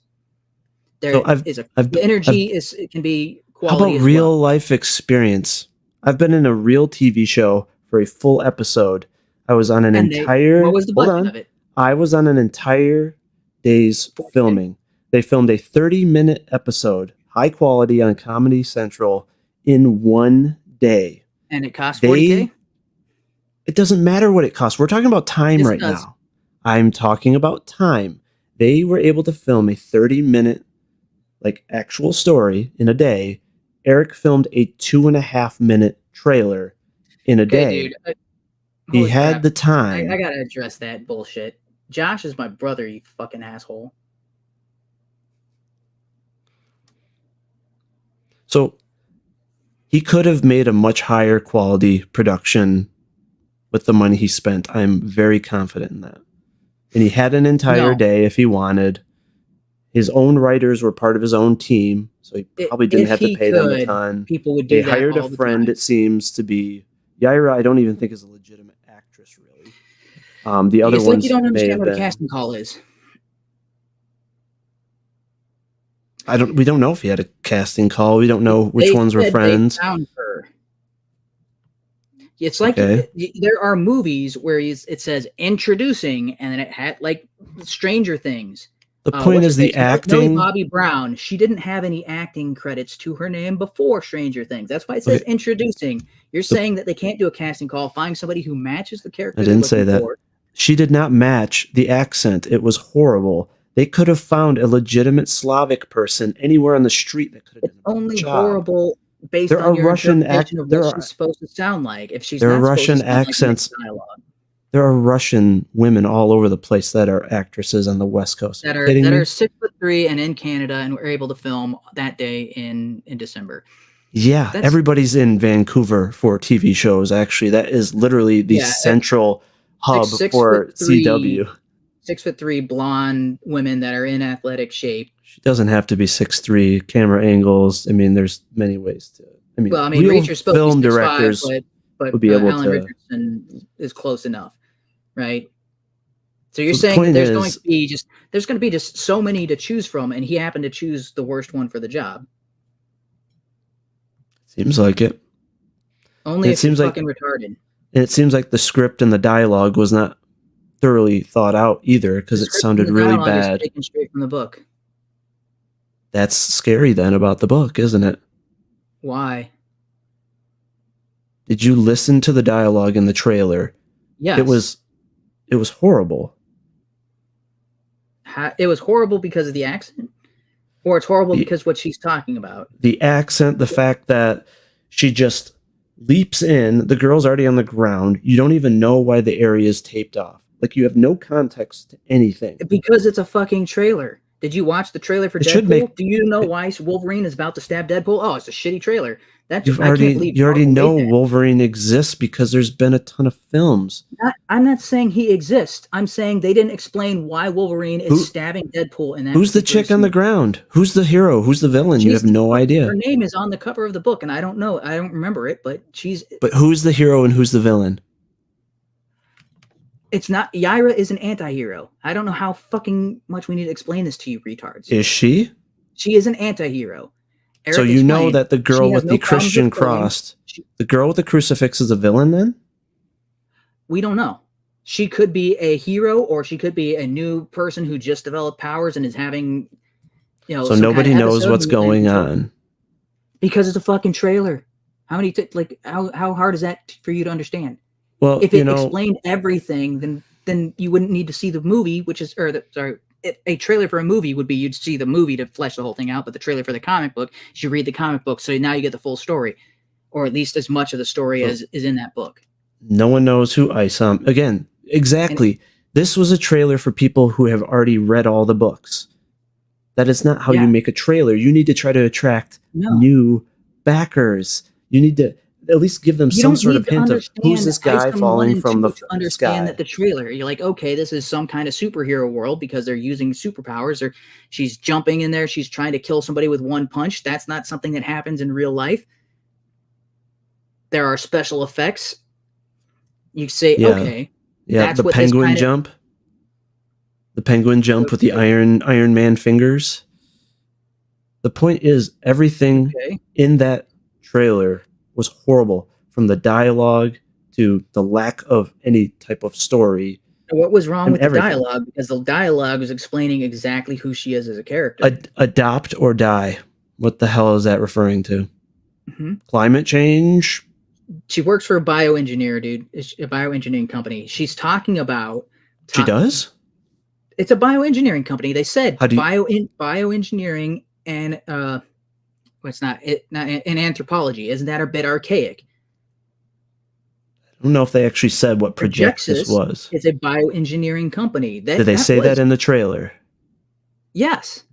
Okay. But the guy who's announcing her explains that, and he's like, well, okay, the bioengineering part makes sense. Why is she also an archaeologist? That doesn't make sense. And he's like, oh, but her credentials are valid. She's on our team. Okay, right? That whole spiel. She's giving her speech, and she's talking about why she is joining, what the archaeology applies to their business, because they're talking about potentially genes that died off a while ago that they're trying to bring back. Are?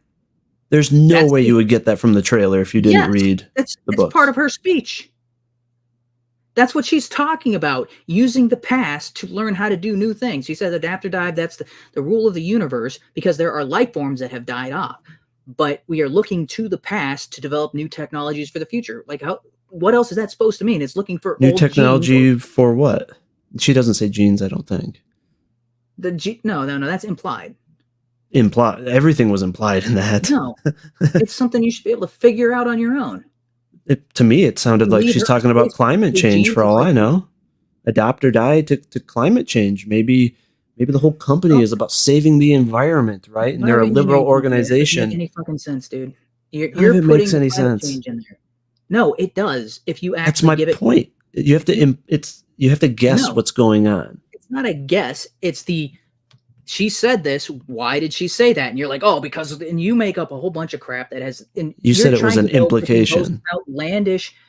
No, what I'm talking about is deduction. This is Sherlock Holmes stuff. Hey, you have all these pieces of evidence. How do they all fit together? You can come to logical deductions. You instead look at all the same pieces and are like, okay, this is not a jigsaw puzzle. This is actually a murder weapon. And you're like, how did you arrive at something so completely outlandish? All these pieces are putting together and like, hey, it looks like a logical puzzle. This goes there, and we're still missing some pieces, but this is where that piece goes. This is where that piece goes. And you're like, nope, this is killing people. This is some SJW not. And I'm like, how did you get that out of the pieces that you can see when they're all pointing in the same direction? You're pointing to something completely off base that has no bearing on the evidence that's provided to you. That's what pisses me off.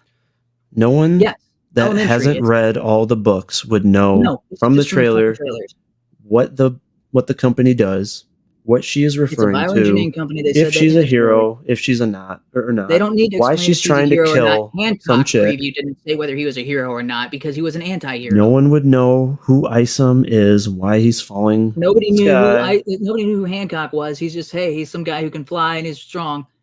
And then you watch the movie and you're like, oh, now that's the backstory. Thanks, trailer, for not destroying all of that and explaining everything like B.A. Turner says trailer should.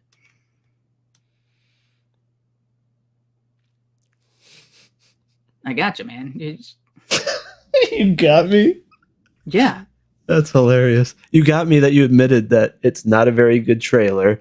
I never said don't know if she's a hero or I said just it's not very good. The trailer for Hancock. The trailer for Hancock gives you the setup. You don't know what's going on. You watch the movie for that. But it has Will Smith, and it actually has high quality, like, cinematography. It's a multi-million-dollar. You're comparing something that cost a fraction of the budget. So when you don't have much, they can achieve the same results. Right. It's impossible. So when you you're either trading cost, or you're trading time, or you're trading quality. You cannot have 100% on all of them. Every time you trade the time, that means it's going to increase the cost or it's going to decrease the quality. Every time you trade quality, it's going to increase the time or it's going to increase the cost. You cannot have a 100%, hey, this cost next to nothing. It's the best trailer that's ever been made, and it took us no time. We got it done under time and under budget. It does not fucking happen. So when you have very little to work with, that means your story, your dialogue, everything needs to be the best it can possibly be, just like indie comics. But he didn't take advantage of that. The dialogue doesn't make sense. But he was able to do a 10-minute making of video, propping up the Saska sisters and himself when he could have put that all towards the trailer itself. Because it costs next to nothing to do the behind the scenes when there's already film camera and everything set up. So I don't know if you said you've been on a film set. You know there's a fucking ton of downtime in between shots while they're setting up cameras and lighting for the next scene. And these people are just standing around. They have another low budget camera. They can just walk that around, ask people questions, get shots of things in play. It does not take much to do a behind the scenes. If you look at Lord of the Rings is one of the most famous behind the scenes because they had that filming the entire time they're doing it. Lord of the Rings cost several $1 million. The behind the scenes was like I don't remember the exact ratio, but it's something like 1/100th to the behind the scenes of things that they're actively working on for the film. They don't have to do anything extra. They just have to have a camera guy go around and ask people questions for the behind the scenes. The cost on that is minimal because all this background, all the actors are already there for the main production. So back to Iron Age. So all these people saying, okay, it doesn't matter how many issues it takes. We didn't know fucking Superman was from Krypton until decades into his, or wait, when I was saying decades, or was that actually 2 years? It's either Batman or Superman. I can't remember which one at the moment. One of their backstories doesn't get fleshed out until 10 years after they're introduced, and people act like, oh, I needed to know everything from the beginning. I already explained what Isom's powers are. They're not defined yet for the readers, but we have glimpses of some things he can do. So it's about the implication. There are growth in his abilities that he has demonstrated. There are things that he couldn't do before, but could do in the second fight with Santuan. So it's about the implication and guessing what his powers are. So basically, it sounds like this was written from Dennis from It's Always Sunny in Philadelphia. Because Eric July's gonna rape people on a boat? Are you fucking kidding me? It's not the implication. It's like you haven't watched any TV shows in the past 10 years. You don't. That's probably a bad example because I was about to say Moon Knight, but that show sucked. But Heroes, that was one of the huge, phenomenal TV show on television. It was on NBC. The first episode, you don't know jack about anything. There's just people randomly doing stuff, and like, okay, this guy thinks he can fly, but maybe he can't. This guy made the clock hand go back, and it's like, is that all in his head? Is he going crazy? Oh, sorry, a better example. Hundreds of pages, though, right? 96 pages, which is, and you don't have much context. But if you look like it as a series, and if the Ill-Advised is an entire season, each book is probably like an episode or two. So let's say we are a third of the way through. So let's see if this was an 8th episode. So basically, you're saying he needs a lot. You're saying it's a longer story. Are you basically alluding to that he is inexperienced and needs a lot of time to be able to craft his story versus actual masters of the craft that have been able to introduce characters and stories properly within a first issue? Stephen King took 7 books to tell The Dark Tower.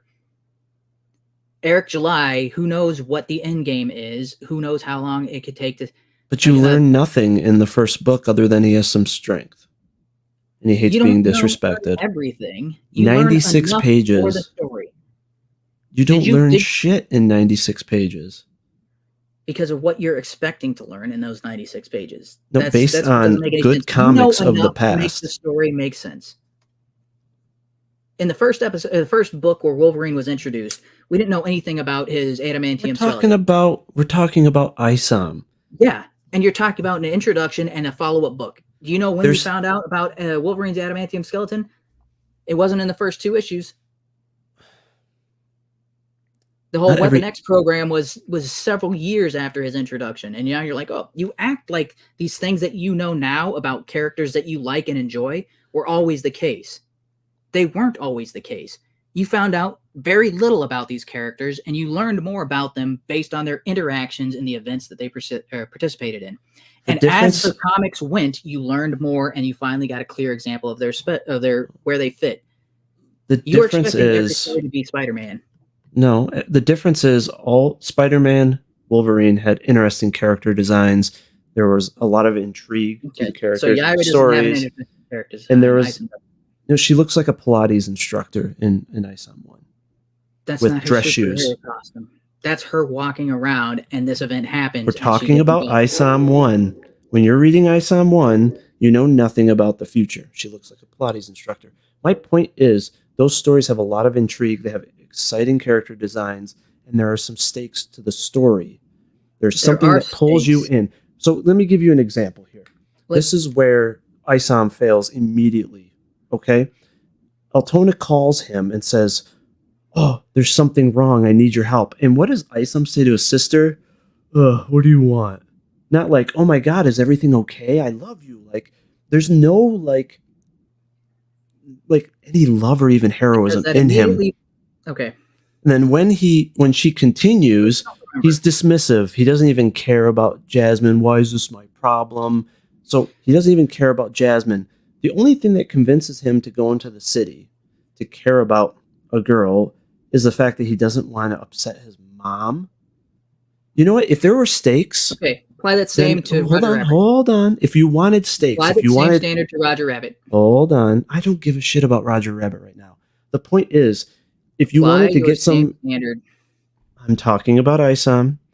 If you wanted to create excitement or some stakes, you would have said, "Oh my God, Jasmine's been raped or she's been killed." Right? She's been beaten. Something that would she hasn't make been him killed, raped, or beaten because she's still alive. She's pivotal to the story. You don't know this at the. You don't know that. Fucking story. You don't know that at this point. So my point is, there's nothing to pull the reader into to make them excited or on the edge of their seat, like, holy shit, you know. What are you talking about? ISOM should be pulled in to this conflict emotionally, like, oh my God, I can't believe she's been hurt. I've got to do something. Better yet, fuck having Jasmine even be the main plot point here. Switch it around. Have Jasmine call ISOM and be like, "Oh my God, your sister is missing," or "she's been hurt," or something. Then ISOM, any normal brother, would be like, "Oh my God, I know it's Darren. I'm going to go beat the shit out of him." Then you have the reader engaged and there's stakes. Because there are no stakes towards Jasmine's story because of the way ISOM responds. What were the stakes in Roger Rabbit? $100 paycheck. I already covered this. Based on Why your comparing analysis, ISOM to Roger Rabbit. Here is a film that is highly praised, and it's applying the same type of intro as what we see in ISOM. And if you applied your same standard, is Roger Rabbit a superhero story? No. Eddie Valiant is not a superhero, but all the cartoons would be because they have beyond human powers. So it's not a superhero story. It's a different style of story. If this was a real, if Roger Rabbit happened in real, if Roger Rabbit and all the tunes were in our real world, they would be considered superheroes. There's no distinct difference between Roger Rabbit being able to do what he does and what superheroes can do. In fact, there are superheroes who are based around cartoon powers. So there are stakes or no stakes at the beginning of the story. Does it engage the reader and make them Eddie Valiant excited? Is doing everything for $100. Man, there's no stakes. Why answer the question. Watch that movie? Why didn't everybody shut that down after the first 5 minutes? Answer the question. Were there stakes? He does it for $100. What are the stakes? So there's no stakes. Are you admitting there's no stakes?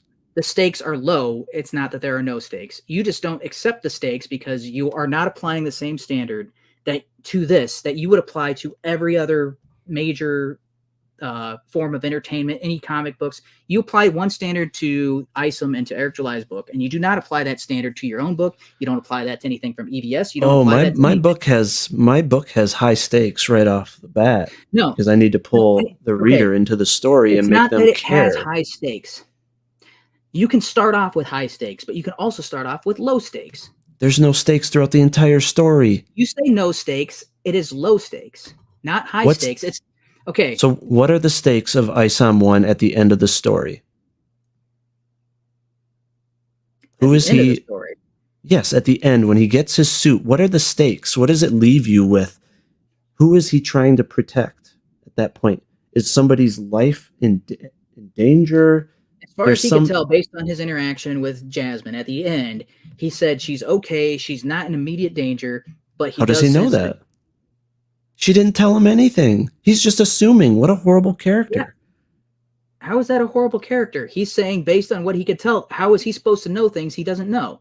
He should look into it. He should have ran. He's doing. In book 2, that's what he sets out to do, and he gets sidetracked because the wife shows up. He gets sidetracked. Exactly. He doesn't give a shit about Jasmine. Dude, have you never read a fucking Spider-Man book? How many times is he chasing Doc Ock and the Rhino interrupts and he's got to deal with the Rhino because the Rhino is actively engaged? Would he how many times has he been fighting Mysterio and then some other villain shows up? It's like, oh, this is the Scorpion. That is his entire appeal, is he's always over his head, overwhelmed by all the enemies that would he abandon Mary Jane and get sidetracked by another character, or would he do it? Right. He has no emotional connection to any character in the story, not even his sister. You get a glimpse of it with his niece, but she's not in harm's way. So, again, extremely low stakes to no stakes. Low stakes, not no stakes. You kept saying no stakes. It is low stakes. I said there were no high stakes. No, you said there were no stakes. It is low stakes. Essentially no stakes. That's where he wants to start, so he has something to build up to. You are asking that he blows his load in the first comic, and I know what's his face said that was, oh, that's terrible. Who uses that phrase? Come on. Everybody uses that phrase.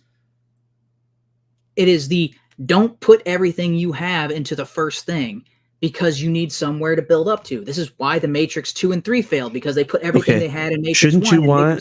Shouldn't you want your readers blowing their load over every comic because it's so fucking good? No, that's readers blowing their load is not what I said, and it's not what he said. Oh, you're leaning into it.